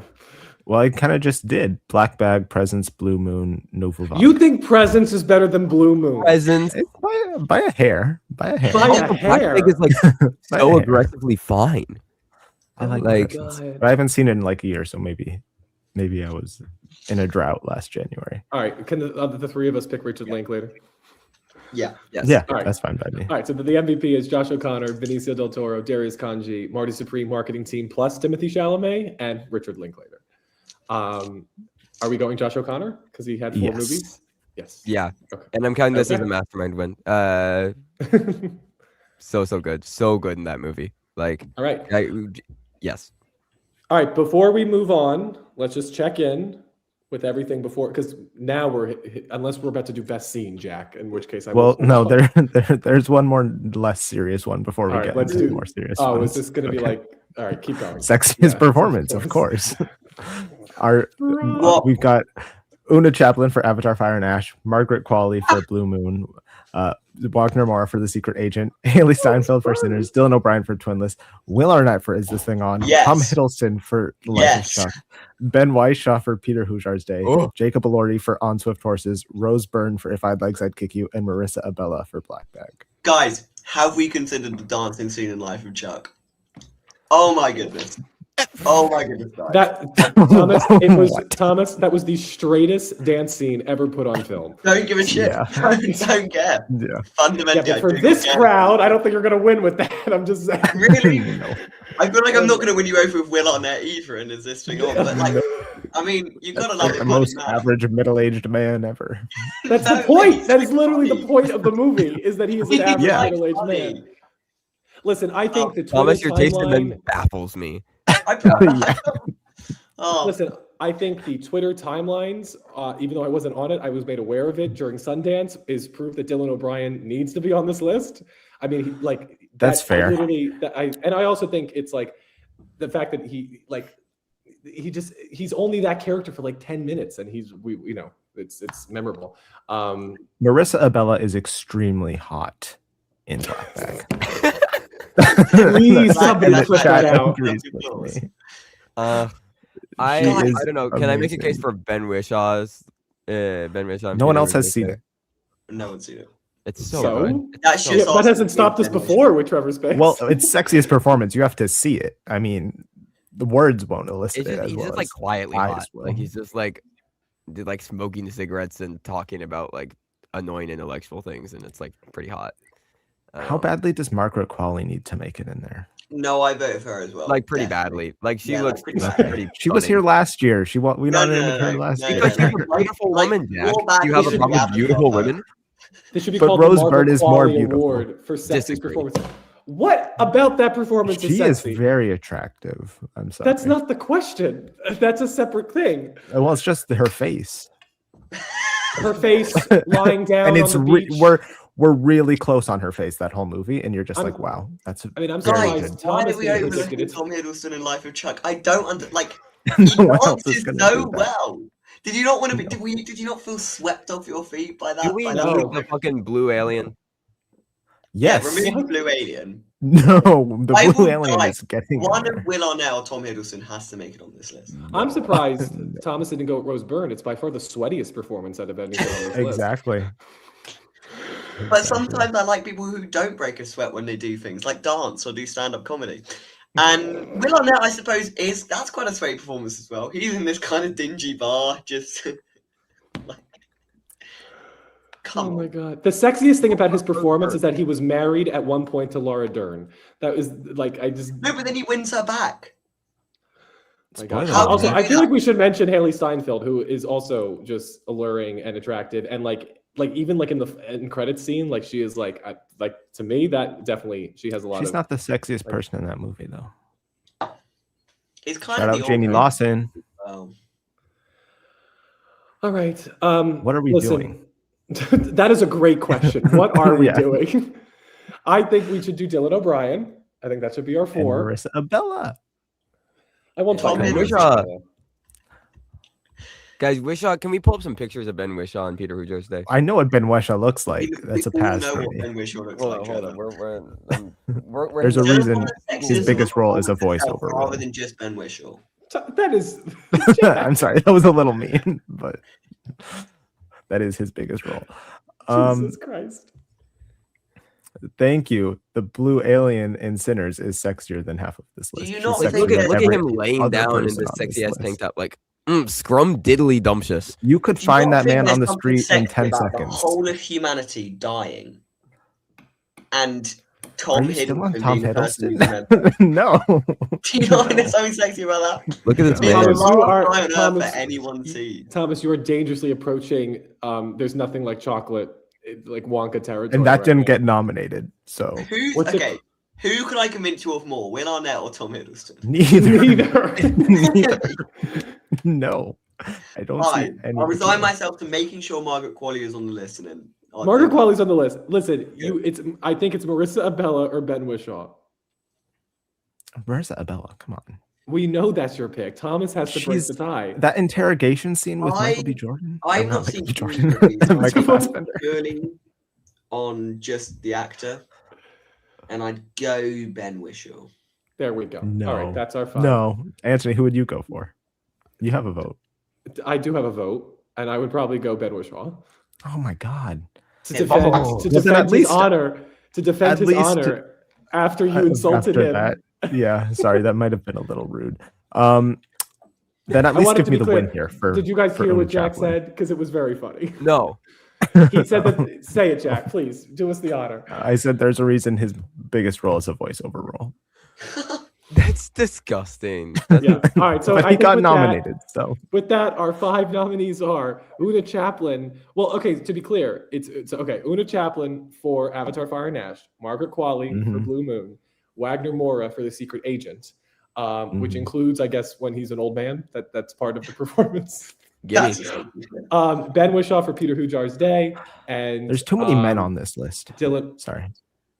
Look at your audience, Jack. 3v2. Like, Marissa Abella and Rose Byrne. I didn't even bring up Jacob Elordi on Swift Horses. I don't think any of you guys saw that. but, sorry, I like, said it was I three did men and actually. 3 women. I suppose it's 1 alien, 1 woman, 3 men. You're right. Yes. But yeah. I mean, honestly, like the fact that we should have named this like the Twinkies, and then that would just it's right there, right in the There's- name. There's one twink. Out of this list, well, it's not our Yeah. fault. And Dylan O'Brien for Twinless. That's our 5. Now, can we pick somebody? I guess If- the boys are going to pick Margaret If Qualley. none and of can we my move on? people get in there, then Una Margaret Chaplin should win. Una Chaplin should win. I would go And Wagner Sam would Moura. agree with And me. I know for a fact Sam would also go Wagner Moura. Oh no, I he don't would. mind doing He was. Wagner Moura. He would go with Wagner Moura. Sam Something's so Sam wrong had about that words to performance. say about how attractive Wagner Moura was in this movie. Let's do it Chaplin. because I'm ready to. Chaplin. Yeah. We're crashing out. Chaplin. Wagner Okay, did Moura. we? Wagner I guess he wins. That's fine. Shout out Una Chaplin though. Did we? We should resolve this before we continue. We never picked. Yes, here. Sam has not responded. So Okay. So I think we just have to choose. What were we between? Tanya Maria Tanya and Chasing Maria Kennedy? no, Tanya Maria and Ava Victor. And Oh, given Ava that Victor. there were 2 votes for Tanya Maria, and the third vote would come in from somebody who loves Secret Agent, I'm going to assume it's Tanya Maria. Okay, that's fine. Okay. Shout out Tanya. Victor will be Maybe back, should have made it I'm sure. into Sexiest Performance. Moving along. Next up, we're getting into the legit ones now. No, wait, we did add this casting. Five votes for Marty Supreme, 2 for Secret Agent, 1 for Blue Moon, Sinners, Nouvelle Vague, 1 Battle, Cinema Valley, The Shrouds, The Plague, and Surat. I really like the Plague shout. I don't know who put that in, but the child I put actors that in. were all Child actors. Yeah. They found like a truly wonderful cast of child actors. So much to mention. The ensemble all works really, really well together. Fantastic little film. So I'd be would happy to agree. go behind that. I think that's our Okay. third. And then the 2 I would go behind are Sinners and Nouvelle Vague. I think Nouvelle Vague, like the amount of people they had to cast, and they really captured this, like the atmosphere of that time. And then a lot of them, other than Zoe Deutsch, I mean, we didn't really know most of them here stateside. And so I think that I think that had a unique challenge to its casting. Surat, they cast actual people from raves. Yeah, so there's no Who were acting there. actors. Well, I like Nouvelle Vague a lot here. So one more spot. The shrouds I think is really interesting. Just because primarily of the casting of Vincent Cassel as the lead, and just kind of how hauntingly similarly he looks like David Cronenberg, and how much that character is really a self-reflection of David Cronenberg. The film was made immediately after he lost his wife of like decades, and it's about him like dealing with that grief. And the Vincent Cassel already looks really close to him. He's styled really close to him, and sort of like plays this interesting like inner voice of the filmmaker throughout. And I mean, everybody else is really fun. Like Guy Pearce plays this like conspiracy theorist who's holding on to like Cold War tensions and everything, and he's like neurotic, and it's not a role that I really would have placed Guy Pearce, but I think he's like really fun in it. So I know I really enjoyed the ensemble of the shrouds, and would push for it. Thomas, would you like to make a case for one battle? I think that this, I like the if we're casting looking of that. at the best kind of top of the cast roster, I think that we're looking at Leonardo DiCaprio delivers one of the best male performances of the lead. Tiana Taylor delivers one of the best supporting actress performances of the lead. Chase Infinity, Sean Penn, Benicio del Toro. I think that roster of 5 people is so strong, and they're all so perfectly cast in roles that potentially they're not too expected to do. I think Benicio del Toro is the only one of those 3 that they're kind of like, okay, Benicio del Toro is kind of in with us. Leonardo DiCaprio, that is such a different performance from him. And whilst obviously, yes, it is easy to cast someone like Leonardo DiCaprio in a leading role, a role like that is so different, and he excels so much, and it feels so natural, that I think that's a like just genius piece of casting. I would just on that roster alone put one battle after another in. I also just need to go to the toilet, so after that argument. I would also get behind one battle, because even I know some of those top of the line people were probably picked by PTA rather than the casting director. But all his of the neighbor little, Regina Hall, yes, I think was picked by PTA. Exactly. But all of those little people throughout, like the nurses who help Leo at the hospital, the army guy who's interrogating the kids, her actual like friends who are the kids, the like Native American bounty hunter guy, the people at that like weird redneck place where they're gonna kill Chase Infinity. I think there's so many like good like in Marty, which has 5 votes here, like little parts that are cast perfectly.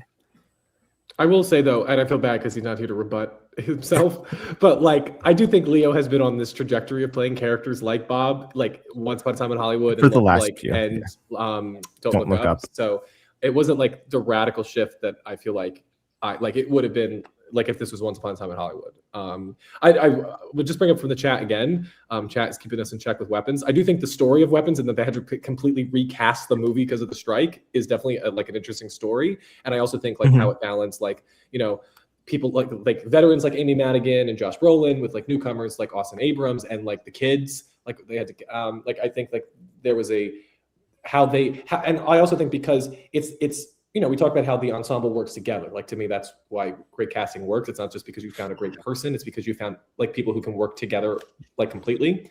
And like the fact that you have to find an ensemble who work well together, even though like they're all technically in different movies and then they all kind of come together at the end. Like I think that shows a real feat that when the movie does come together, it all does make sense, even though, you know, they're all kind of, you know, in their own worlds for some of it. So I would posit that as well. Tom, that was quick. So Marty, Secret Agent, Plague, Nouveau Vague, and one battle. We're gonna award one battle in a lot of different places, and I agree that it's really strong. But I really would like to see the shrouds get love. I haven't gotten my case the last like 3 categories. So. Are you kidding me? This started with Avatar getting the award. That's the only thing I've gotten. Oh, everything else I've lost. The Blue Alien got Sexiest Performance over Tom Hiddleston. She didn't win. So, you know. Marissa Bella didn't get nominated. Can we not go backwards, please? No, keep moving. Have we given the shrouds anything so far? Like, did it even get makeup? I think it got makeup. I don't think it did. I don't remember. I don't know. Well, if we did a vote, how would it go? One battle versus the shrouds? Well, yes, let's do a vote, please. Yeah. The one thing I will was say, disappointed. and again, Trevor, feel free to make the counter argument, is I feel like you were pushing it for like one person, Vincent Cassel, above most, and I feel like when I heard the one battle take, they were giving me the pitch for the whole ensemble. Sure. I mean, I think Guy Pearce as well. I think Mhm. is really, really interestingly cast. I'm not, again, I think One Battle is very, very deserving here. I wouldn't be mad about it. And I feel like it discovered Chase Infinity, it elevated Teyana Taylor, and it brought in kind of our, perennial favorites. It So. made us think Sean Penn in a completely new light and new role. It introduced, like, I'm excited. It introduced Sean Penn to the 21st century of films. But it did. Yeah. I haven't seen him do really anything since Mystic River. Mystic River? What? Was that 20 years ago? That was 2003. He won an Oscar after that, didn't he? Oh, 2003, yeah, because he won an Oscar for Milk, right? He won an Oscar for Milk. Like a few years later. 2008. Yeah. He's done some stuff. No, I'm okay with that. I'm going to push for the Shrouds later. All right, so then our nominations are Marty Supreme, The Secret Agent, Nouvelle Vague, One Battle After Another, and The Plague. And Marty with a unanimous vote? Marty, yeah. All right. Kevin O'Leary cast in that role is so perfect, like so unbelievably perfect that's just genius in itself. Yeah. And it goes so much deeper than like Tyler the Creator as well. Great Paul, Adessa Zion, who was in the Breakout. Like, yeah. And all the little people that they sprinkle throughout, just the weird faces that make perfect sense for that time period. And no casting was illegal this time on a Safdie Brothers movie, so we're moving on upward. Real quick, is the next? Are we hitting the final? I think now we're into screenplay and acting. All right, so let's just do a recap real quick.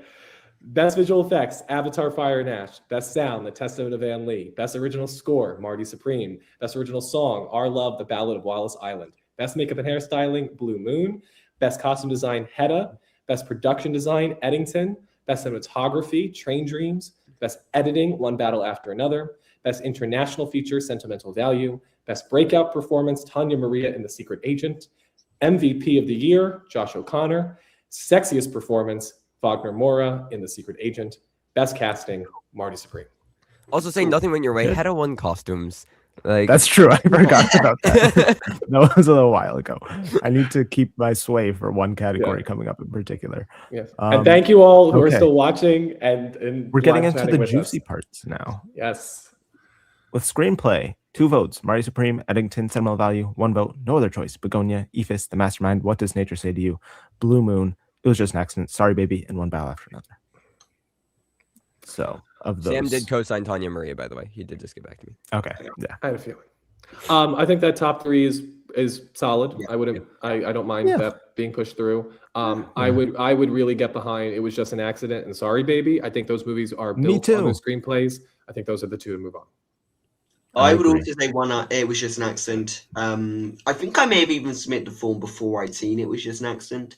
I don't think it would break my top 3, but I would definitely put it in the top 5, 100%. I mean, I would push really, really hard. My 3 that I listed are Ephus. We see your 3. We know the 3. We see you. What's the line? I would push really, really hard for The Mastermind. I mean, I spoke about it earlier, but I think it's just so good. I think it has like maybe the best ending of any film this year. I think the way that it weaves all of these ideas of this like pitiful man being this like doing this art heist just so that way he can like mean something, and he's like this fail son who has rich parents and has done everything correctly in life, but it feels absolutely no value. And then the way that weaves in with so much of like 70s American politics and Americana, and explores all of these ideas as like the turning point of America, but really like insulates it in this really like small scale narrative. And I think it's so good. It feels like a love letter to 70s cinema, while also like sort of bringing a lot of those ideas into a contemporary lens. Like I think The Mastermind is like pretty genius. So I would argue for it really strongly. Damn, everybody hated that. I was shot in the face for that one. Okay. Silence. Listen, I had to sit through a 20-minute long Best Actor speech from Jack at 1:45 in the morning last night. So, it was 4 minutes. Yeah, 4 minutes. It felt like 20. The whole conversation was 20, but yes. Watch that video next. Anything else that people want to push? I agree with the 2 you said. It Was Just an Accident and Sorry Baby. Okay. There are some I would kick out of those three, but No. I'd be willing to kick out Sentimental Value, but no. Marty is the one I would kick out. I mean, I would listen. I don't think the would probably- screenplay is the standout in Marty. I would agree with that. I would agree with that Screenplay as is not well. the I also standout. agree with Trevor that I would kick out Sentimental for some of the ones on the one vote. No, the writing in that is quite. I think No Other Choice is more worthy than Sentimental. I mean, honestly, I think I would put No in Other Choice more worthy than Marty to you? I would no, but I would genuinely put every single one of the one votes over Sentimental Value. I can't believe Eddington is the most safe movie in this category. Eddington's incredible. I know. I know, but never would I have predicted it. Wait, so where are we at with Marty? If three people want to kick it out, I would be fine with kicking. No, I don't want to kick it out. I would be fine if we want to put the Mastermind in, because Trevor did give a very impassioned, good argument about that. And I do agree that Marty, the screenplay, is not the strongest. It is a film that is being honoured elsewhere, or will be honoured elsewhere. It already has 2 awards. So exactly. So I'm kind of fine kicking that out, but I'm not fine kicking Sentimental Value out. Eddington, Sentimental Value, The Mastermind, It Was Just an Accident, Sorry Baby. I'm okay So with that. Yeah. Ayush agrees. Get Sorry Baby in, please. All right, that's your 5. What do we think for wins? Eddington. It already won something. I don't care. It won balance, phenomenal movie that deserves to win more. Balance that many different strands and to explore that amount of different things, and for the screenplay to constantly leave you guessing as to exactly what it's about. Like, the whole film doesn't come together until the final bit, and that's not because the screenplay is messy. It's because it's all just building this intricate puzzle that you're just waiting to solve and waiting for it to be kind of complete to the end. And I think it is completed in such a earnest and like really resonant way that I think the Eddington screenplay is so genius in the way it goes about kind of showing and not telling. Retweet. I think it's the most thematically dense movie of the year, and I think that the screenplay is ridiculously impressive. Especially, I have not seen the likes of that from Ari Aster. I think that even with like, and I really loved Beau Was Afraid as well. Like my ranking of Ari Aster films would go Eddington, Beau Was Afraid, Hereditary, Midsommar. I've really actually liked the direction that he's moved recently, but like the first two, I think they're thematically interesting, but not to the level of Eddington. Beau Was Afraid, I think, is more of a directorial feat. Like, this really, I think, is his most compelling and like rich film. And I love this film to pieces. I think it's so good. What I will say as well is that I think that the other films have been very much focused on like one character or two characters. And I think this, he really built out the ensemble. Like even like Emma Stone, to me, I think I liked Emma Stone more in this than I liked her in Begonia. And she has such limited screen time, but the character that he writes and gives her has such a presence over the film. And it also kind of, Jack is probably getting sick of all the times I mentioned the Olympics on the show. But like Eddington feels like the Ilya Malinin of movies. It's like what he's set out to do is so much higher than anything else. Like, as far as like, you're going to make a COVID movie and you're going to, capture this conflict, and then it's going to turn into this mystery. Like, I just think like the things that he's juggling was a higher bar, and he cleared it. And even though I only seen it once, when I came out of it, I felt that this was like the Taxi Driver of the 21st century. So I'm going to go off of that sentiment. And I will it also has like it has like 10 of the top 10 funniest lines of the year. Like, this movie is stupidly funny. The whole bit, the movie's like, you're white. I don't know if I've laughed harder in the theater all year. The bit where the kid's giving the speech, like, I think that, white people, we should all sit down and let others speak, which is what I'm going to do after I finish giving this speech. Like, it is incredibly funny. It's so funny, and balances that with how thematically rich it is. Like, and it's the scariest movie of the year, I think. This movie's everything. Eddington. Sorry, Jack. But have you seen Paddington? The sequel to Eddington. No, but starring Sexiest Performer nominee Ben Whishaw. Yeah, I genuinely might have sexiest role yet. Like, unironically, I may have only seen Paddington 2, but not the first one. What's your first one? Don't bother him in Peru. It's just what's your first? Just all you got to watch from Paddington, Peru is the song that Olivia Colman sings. That's it. Then you're good. All right, Eddington. Yeah. Moving along. Okay. Supporting actor, one person has multiple votes. Let's get into everyone else. Can I just real quick, because this whole season, I don't know about you guys, but this whole season we're like, how is Sean Penn an inevitability? And then we get to our awards. So yeah. All right. Our multiple votes or one votes are Muhammad Ali Yashmir for It Was Just an Accident, Benicio del Toro for One Battle After Another, Jacoby for Hamnet, Jacob Elordi for Frankenstein, Dylan O'Brien for Twinless, Dylan Skarsgård, Samuel Value, Kevin O'Leary for Marty Supreme, Guy Pearce for The Shrouds, Ibrahim Azizi for It Was Just an Accident, Paul Mescal for Hamnet, Austin Abrams for Weapons, and William H. Macy for Train Dreams. Okay, we got 4 spots of these people. That means we can each pick one and then move on. That's true. I'm not opposed to that. As long as it's not Jacob Elordi. Yeah, as long as it's not Jacob Elordi. Who did that? Yeah. Anthony. I don't know. Did I? Yes. Did I? These are ordered, by the way. They're grouped. Yeah, I slowly worked out the kind group. of ordering system that's going on. Yeah. So it's good to help. I mean, me understand listen, which one is. I thought he was great, but he would not be the one I'm picking right now. Okay. Mine would be Dylan O'Brien. Okay. Dylan O'Brien. I'm choosing Stellan Skarsgård. We don't need really discuss why that. It's just it's the focal of the film and such an earnest and a deliberate performance in everything he does there. Oh, go ahead. No, you go. No, I was just gonna say I'm assuming Austin Abrams is Jack, given the thumbnail that is what I am picking. Yes, that is what I am picking. Austin Abrams is getting nominated for Weapons. Yeah, and I'm gonna throw out Guy Pearce in The Shrouds. Okay. So although both It Was Just an Accident, I feel bad that they aren't here because I they're think both really good. Yeah. Both of them are pretty phenomenal, and I think It Was Just an Accident, like as a whole, the season has been undervalued, but particularly in acting categories, I think it's like one of the most well acted on. Do we have an ensemble category? You're not. Fuck. Okay. Next year. But yeah, I think it's one of, if not the most strongly acted ensemble of the year. Who put Kevin? Did I put Kevin O'Leary? I put Kevin O'Leary in. Oh, you did? Okay. Yeah. Good shout.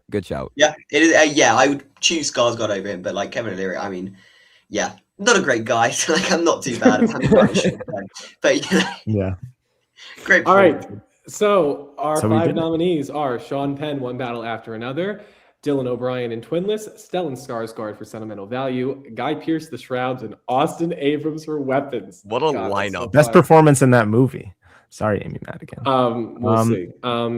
Winner? Sean Penn. Gotta be Sean Penn. Yeah, he's my favorite by far. He's my favorite by far. I don't like that performance, but okay. Do you not like the performance, or do you not like the character? I don't like the performance. It's such noticeable acting. It's like that's an actor making choices. That is not a character. And I don't like that. Like that type of acting. I feel like I just reject the premise of that argument. I think it's so obvious, all the facial tics and everything. But I would also argue, I don't want to recognize that's an actor making choices. I want to believe it's a character, it's a person. But every time I'm like, that's Sean Penn making. The whole point is that he's like this pathetic man who's performing this like shallow version of himself in the attempt to try and gain favor of these people. Like I think you do get feel like the that sense of his character, and there is a lot of surface, more shallow level stuff. More surface level stuff. But yeah, I think that Sean Penn is the movie is so big. He has to be as big as the movie to satisfy like it going consistently from the moment that Chase gets kidnapped. Supporting performance here from that film, but it sounds like Sean Penn. You didn't vote for it. All right. I didn't. No. Shout out Sean Penn, supporting actor. All right. Okay. Moving on. Supporting actress with 3 votes, Inga Ibsdar Leleas for Sentimental Value. 2 votes, we have Odessa Azayan for Marty Supreme. And I believe her name is Miriam Afshari for It Was Just an Accident. And then 1 vote, Amy Madigan Weapons, Zoe Winters Materialists, Wunmi Musaku Sinners, Elle Fanning Sentimental Value, Tiana Taylor One Battle After Another, Rebecca Hall, Peter Hushar's Day, Son Yi-jin for No Other Choice, and Nina Haas for Hedda. Are we okay with those 3? Yeah. Okay. Can we please do Tiana Taylor in One Battle After Another? Yeah. No, we need to do Nina Haas. She is. We could just do both. I'm fine with that. Can I also make a really strong argument for Son Ye-jin in No Other Choice? She is. You can, but it might be at the cost of Tiana Taylor. Just know that. So Son Ye-jin, for those who've seen it, she's like the lady who she's in a really small point of it, and she's really, really funny. She's the one when he's like walking through the woods and trying to take out the guy that's like an alcoholic. And she's the one who like saves him from the snake bite during that whole like really farcical sequence. And then they get into the whole like battle in the house afterwards. And I think that she is so funny.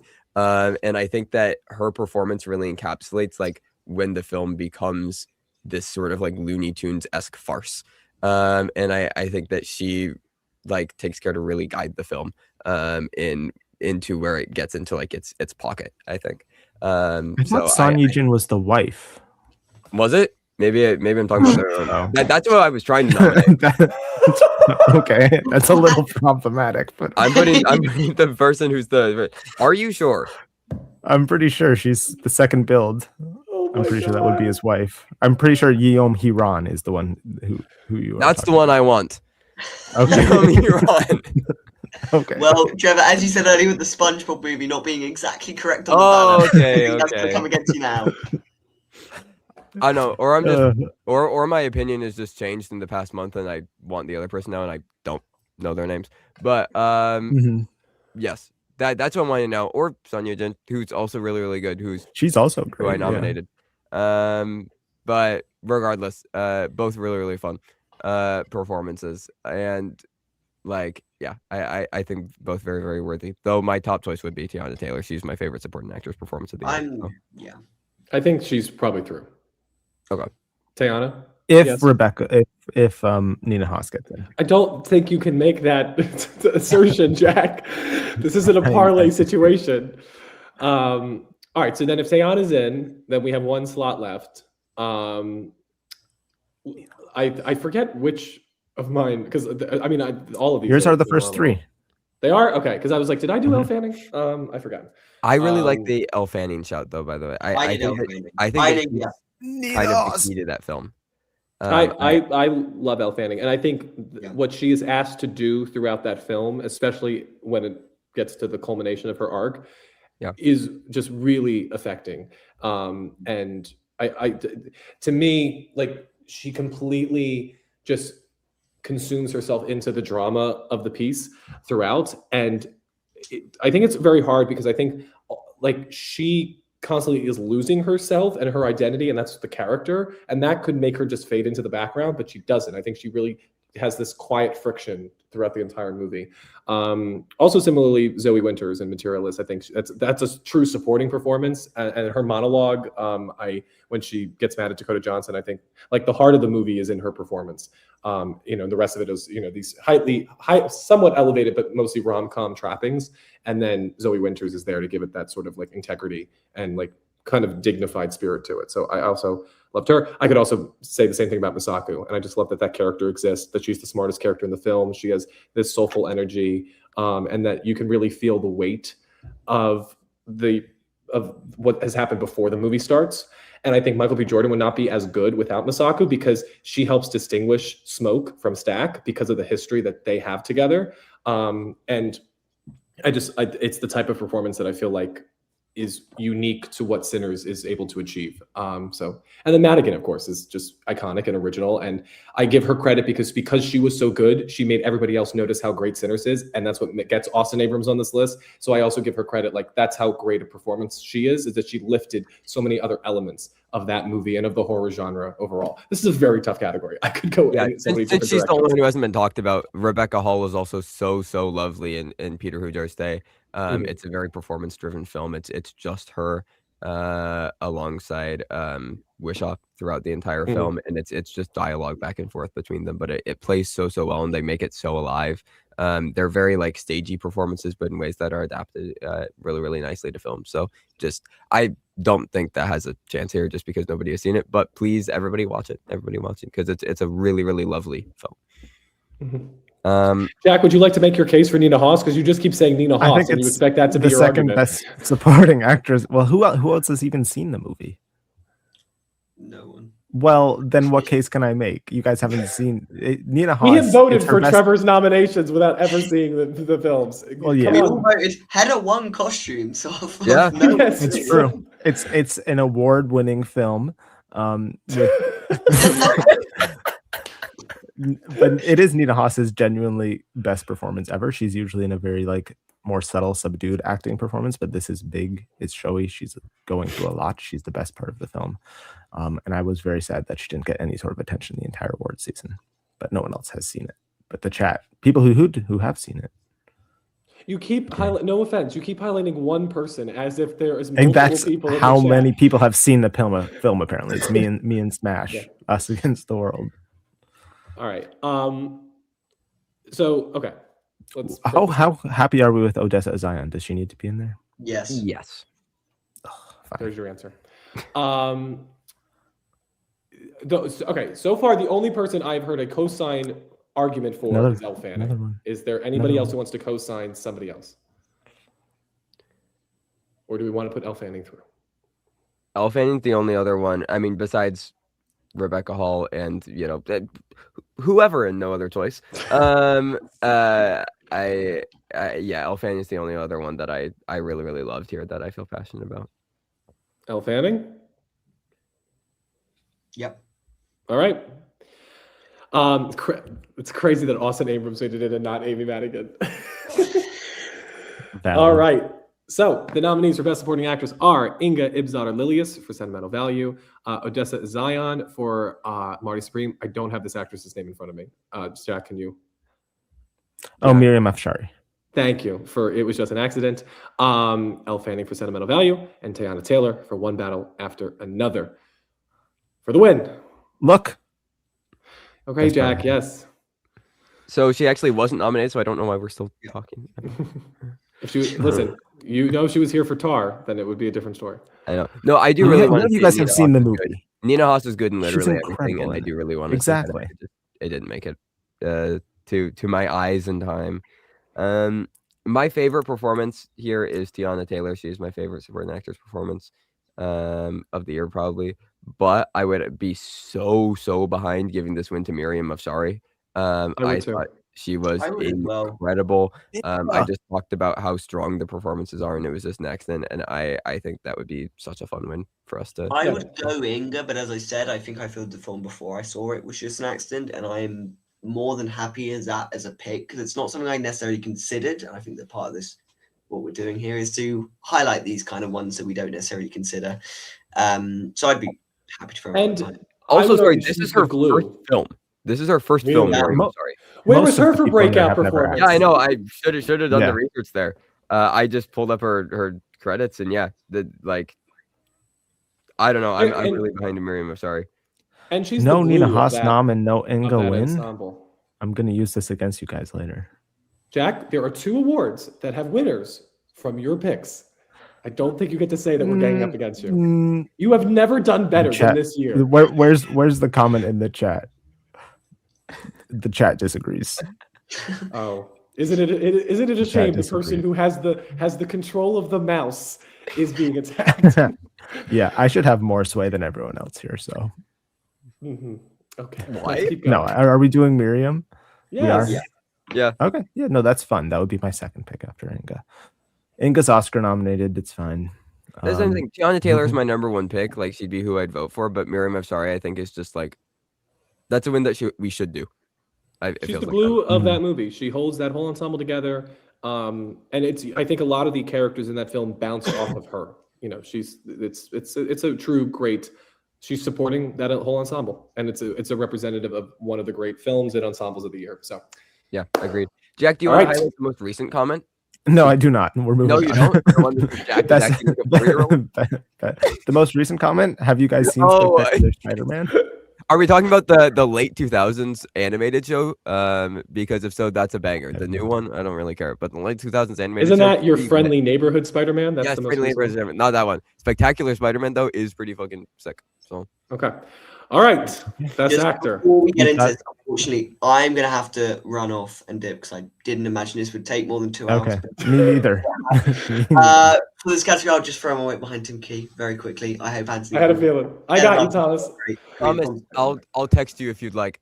If you need to text me any tiebreakers, more than happy to do so. But yeah, this has been great fun. Thank you for having us on the channel once again. Of course. And yeah, I trust Thank you you, Thomas. guys Yes. enough to get through I the will rest of argue this. on behalf of what I think Thomas would like. And I feel like I have a pretty good No, understanding. can I nominate Anthony? I feel me and Anthony have a similar list. Sure. I mean, that I does don't make have sense. to, And you and Jack are the same. Yeah. Cool. Okay. But anyway, All this right. is great fun. See you all soon. Hey, Thomas. Bye, Thomas. Bye. All right. So, Okay. All right, Tim Key, absolutely the fuck no. I'm just kidding. Yeah. Well, right, do so- we agree Timmy, Leo, Ethan are all in? yeah, for sure. Okay. So then we got Wagner Moura, Jesse Plemons, Michael B. Jordan, Tim Key, Josh O'Connor, Joaquin Phoenix, and Joel Edgerton. Yeah. I mean, can we do Joaquin Phoenix? And I know Thomas would be behind this as well. He's also a big Eddington stan. I think that Joaquin is incredible in Eddington. He's at the center of everything. I think everything that's genius about the film. You need a strong lead performance to carry that, and he does everything asked of him. So. The chat is blowing up for Plemons, which I am willing to consider because I do think that he is the best part of that movie. He's good, but there's just, I don't know. There's like 3 performances I would rather have. Okay. I like will just Wagner say Moura a lot in The Secret Agent. Mhm. I did too. And I know He's Sam great. would be, that's Sam's number 2 behind Timmy, I know. Just real quick, the thing with Joel Edgerton is that I think he's great, and I know you love your ocular acting, but I also do think that it's a rather reactive performance. Like I feel, it's acting is reacting. Yes, but usually to another person, not to a tree. And so, even more difficult then. I guess even more difficult. Yeah, I don't know. love I'm very much Edgerton's good, but I don't think you should be near this conversation, to be honest. Yeah, I personally feel like out of the 1 votes, the performance that asks the most of its actor is Michael B. Jordan. He's playing 2, technically 3 performances. He has to. I don't think you're gonna have good luck with us 2 here. I think Michael B. Jordan is bad in that movie. I don't think it's very good. I think he's great. I think that he has to balance a lot. He's playing all these different characters, and he is, true. He really holds the movie together at its center. So it's worth mentioning since it will not be moving on. All right. Do we want to do? I feel like, given the vibe of what we're going down, I think it should be Wagner Moura and Tim Key, because I also get behind Tim Key. I think that's a great performance, and one that Thomas clearly that was his parting wish, was to get Tim Key in this category. I had parting wishes the last few categories. Just because someone wants something doesn't mean it's going to happen. Well, but it's co-signed by another person. That's the difference between your wishes and his wish. Very much behind Wagner Moura. I haven't seen Ballad of Wallace Island. I would obviously push pretty strongly for Josh O'Connor. I think he's wonderful in The Mastermind. Again, everything that I said about that film, he's really at the center. I don't know, dude. Like, the thing with Joaquin Phoenix. My thing with Joaquin Phoenix is Tim Key. Well, the thing about Joaquin Phoenix is I feel like we've seen him do that role before. I feel like it didn't stretch him that much. Is Anthony glitching out for anyone else? Hello. He seems fine for me. Yeah. Oh. That was no, you're good. It's probably me.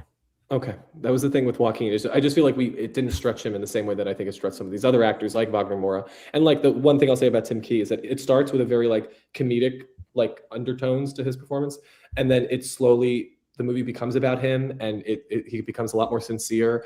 And I just found it a very moving portrait of a fan, of somebody who loves something so deeply, and how that reverberates among every facet of his life. I just think that's a very beautiful performance, and one that again has this kind of balance. Like at some points, like he's as funny as like Melissa McCarthy in Bridesmaids, or like Tiffany. Like he is like legitimately like laugh out loud funny, but then he's also like getting me to tear up. And I think that's a true feat of something that we don't see all the time. We see Joaquin Phoenix give the performance that he gave a lot of the times. I think that's why I would go Wagner necessarily. What? Should that be held against him that he like I don't know that we've seen similar things. Well, it just if we think- have the chance to give it to somebody who's doing new, exciting work, I feel like it's not that they did it. It's not. It's like in a perfect world we would nominate them all. But I think Wagner Moore is doing something we've never seen before. Tim Key is doing something we haven't seen before from him. You know, and I just feel Walking Phoenix would be in this category every year. You know, it's the Wicked argument. You know, people did it's not here. And I'm sorry to those who wanted to see it here. I forget who that was 2 hours ago. But you know, I think Eddington has had its day. I don't feel too bad about it not getting here.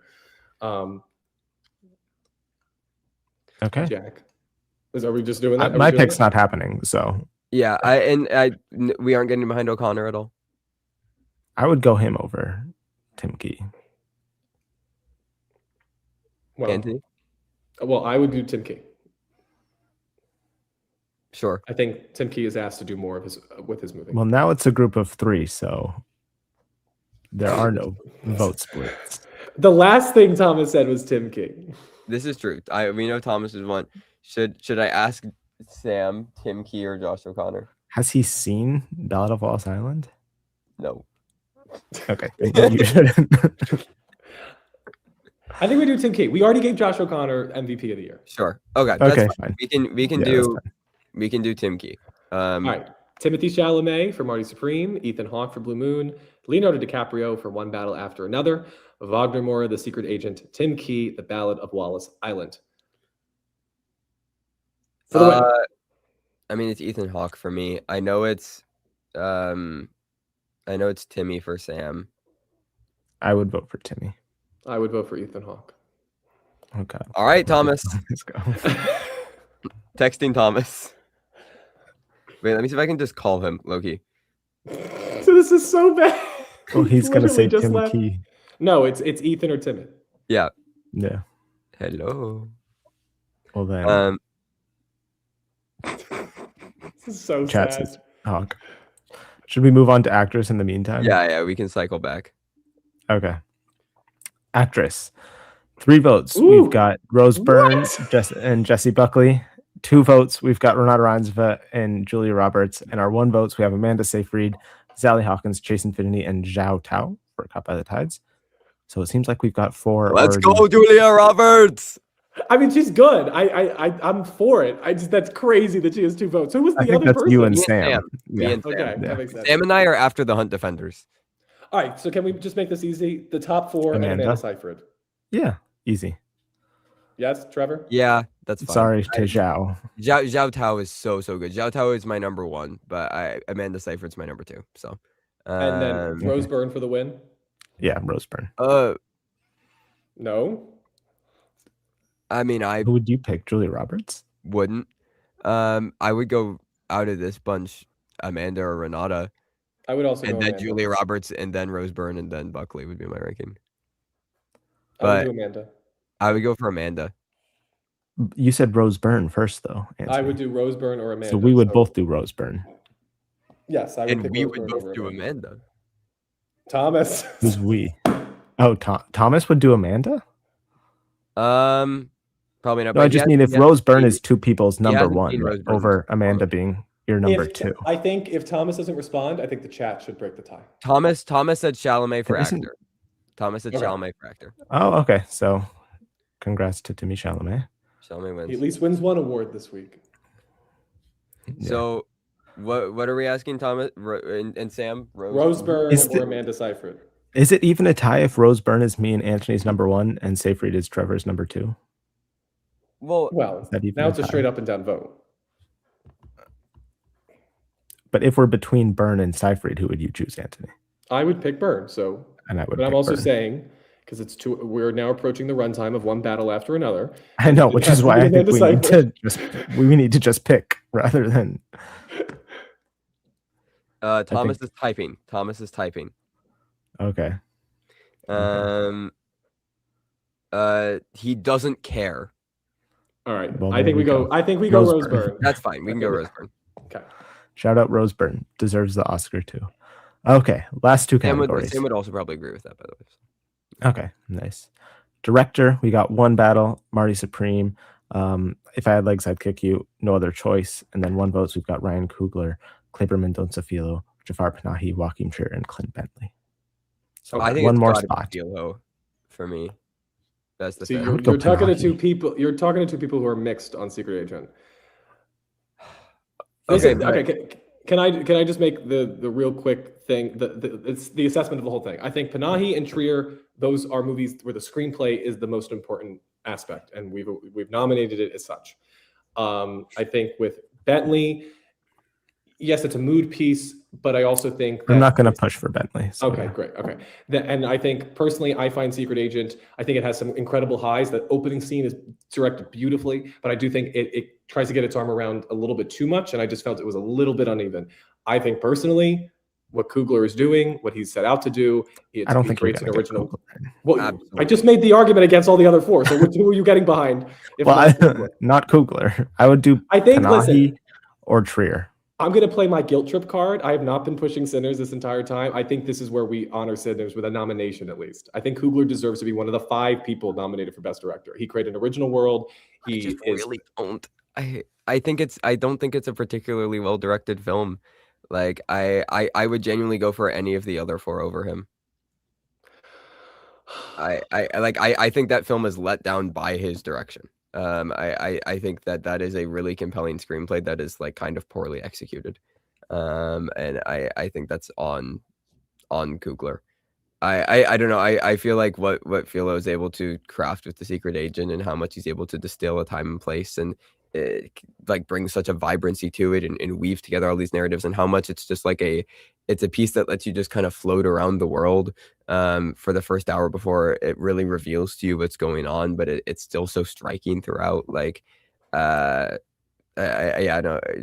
think Clever Mendonça Philo is pretty clear, and I know for a fact that Sam would be fully with me on that one. If us 3 we all picked one, it would be what Coogler, Philo, and I would probably go. I might do Panahi. How would we rank them then? Philo, Panahi, Coogler. Also, Philo, I've been saying it as well, but Philo is just junior in Portuguese, so his last name is Mendonça. Oh, Mendonça. Mendonça. So yeah, I would go Mendonça, Panahi, Coogler. I would go Coogler, Panahi, Mendonça. I would go Panahi, Mendonça, Coogler. So Panahi, I'm very okay with Panahi. Though does If You Had Legs, It'd Kick You need to be there? Yes. I love that pick. Yes. It's one of the boldest directorial swings as far as like her intent and how she executes that vision, especially like the choice of not showing the kid. I think that's maybe the sharpest directorial choice out of any of these.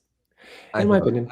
I was fairly mixed on the film, but I won't, as you say, we're approaching one battle after another runtime, so I won't go too hard. So do we want to go Panahi then? It seems like I guess if we're not going to go Coogler, I will go Panahi. Okay, and then winner, PTA. Yeah, out of those 5, I would go Park. I would go Park for me. That's fair. Again, we know Thomas would go PTA. Earlier, I think the way that he has brought, like, just I know it feels like he's actively updating the visual language of cinema.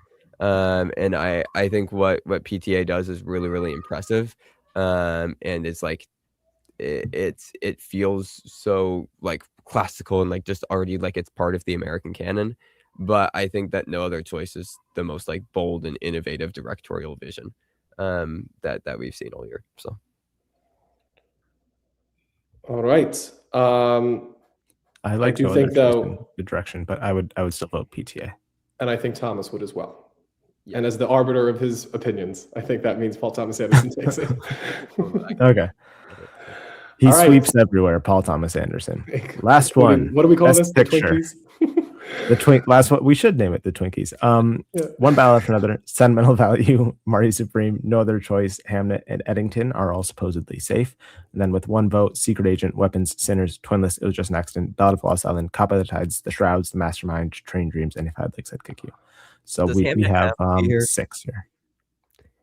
Because I know theoretically for Sam, it's like one of the worst movies of the year. I think he gave it a 3 out of 10. I think it's like pretty average, and I know Thomas. I will only allow it to be taken out if Sinners can be one of the 10. Okay, it's Hamnet then. I didn't agree to that. No, he's making a joke that Hamnet's in. Or did I you was say saying Hamnet's if out? the alternative is Sinners, if the alternative to Hamnet is Sinners, then we're taking Hamnet. But There you go. All right, Hamnet has multiple votes. Hamnet has multiple votes, so I don't think we can just kick it out. Yeah. I was giving him the ultimatum. That's how I would take Hamnet out. 4 spots still. I Yeah. mean, we don't have to kick people out already. Okay. I didn't even vote for him, but can I please have Caught by the Tides here? I don't think it's been for nominated. Sinners. Yeah. It's my. You guys can both have that. There are 4 spots, guys. Yeah, it is. It is All my right, so favorite movie of the year. So we're fine with that. Caught by the Tide, Sinners. Yeah. And that makes it 8. Okay. Jack? Do you guys prefer Train Dreams or If I Had Legs, I'd Kick You of my 2? I don't really care. I think If I Had Legs is a more daring film. Okay, I would do If I Had Legs then. I know. So that's 9. I know if and probably Secret Agent.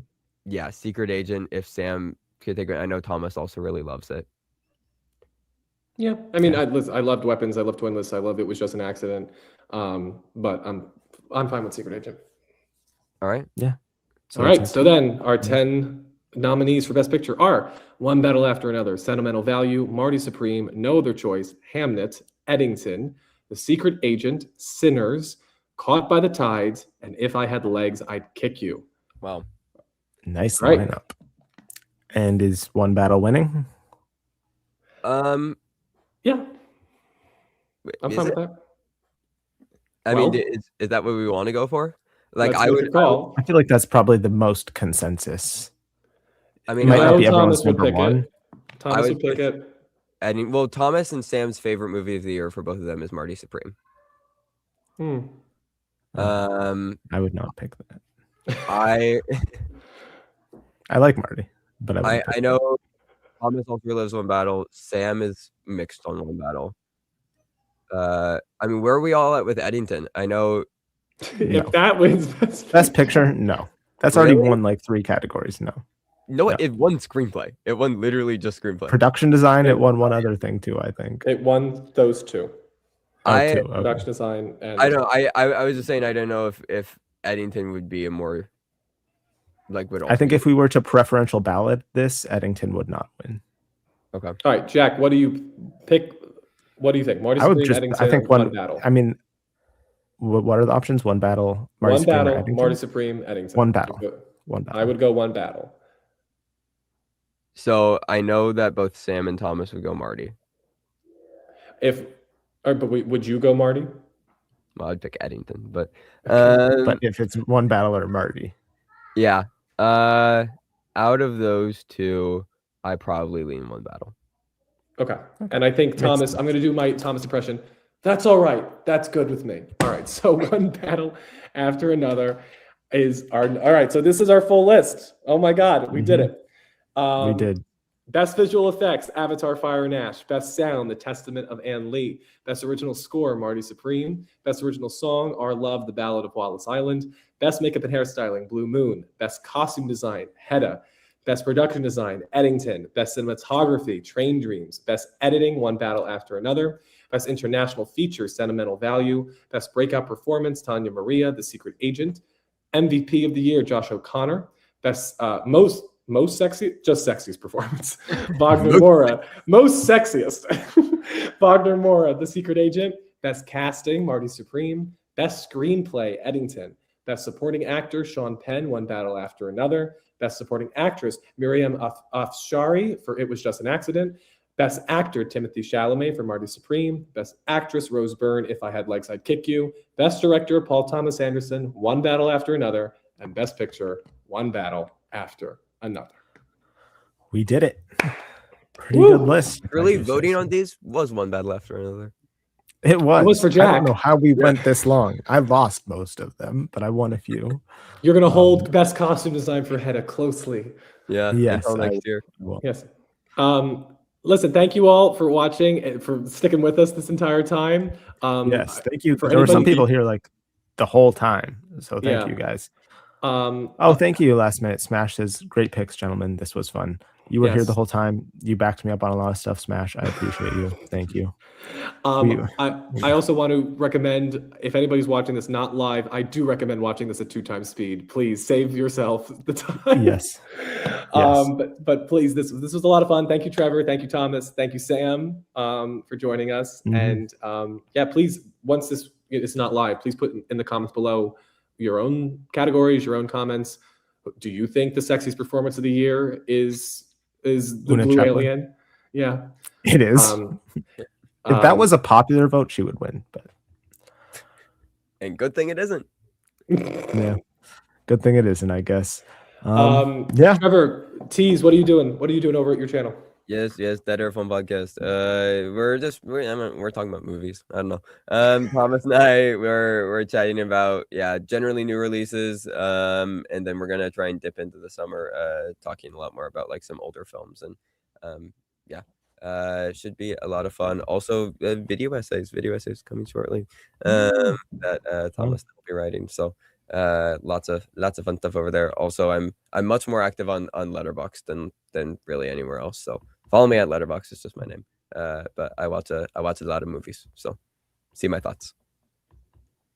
Amazing. Right.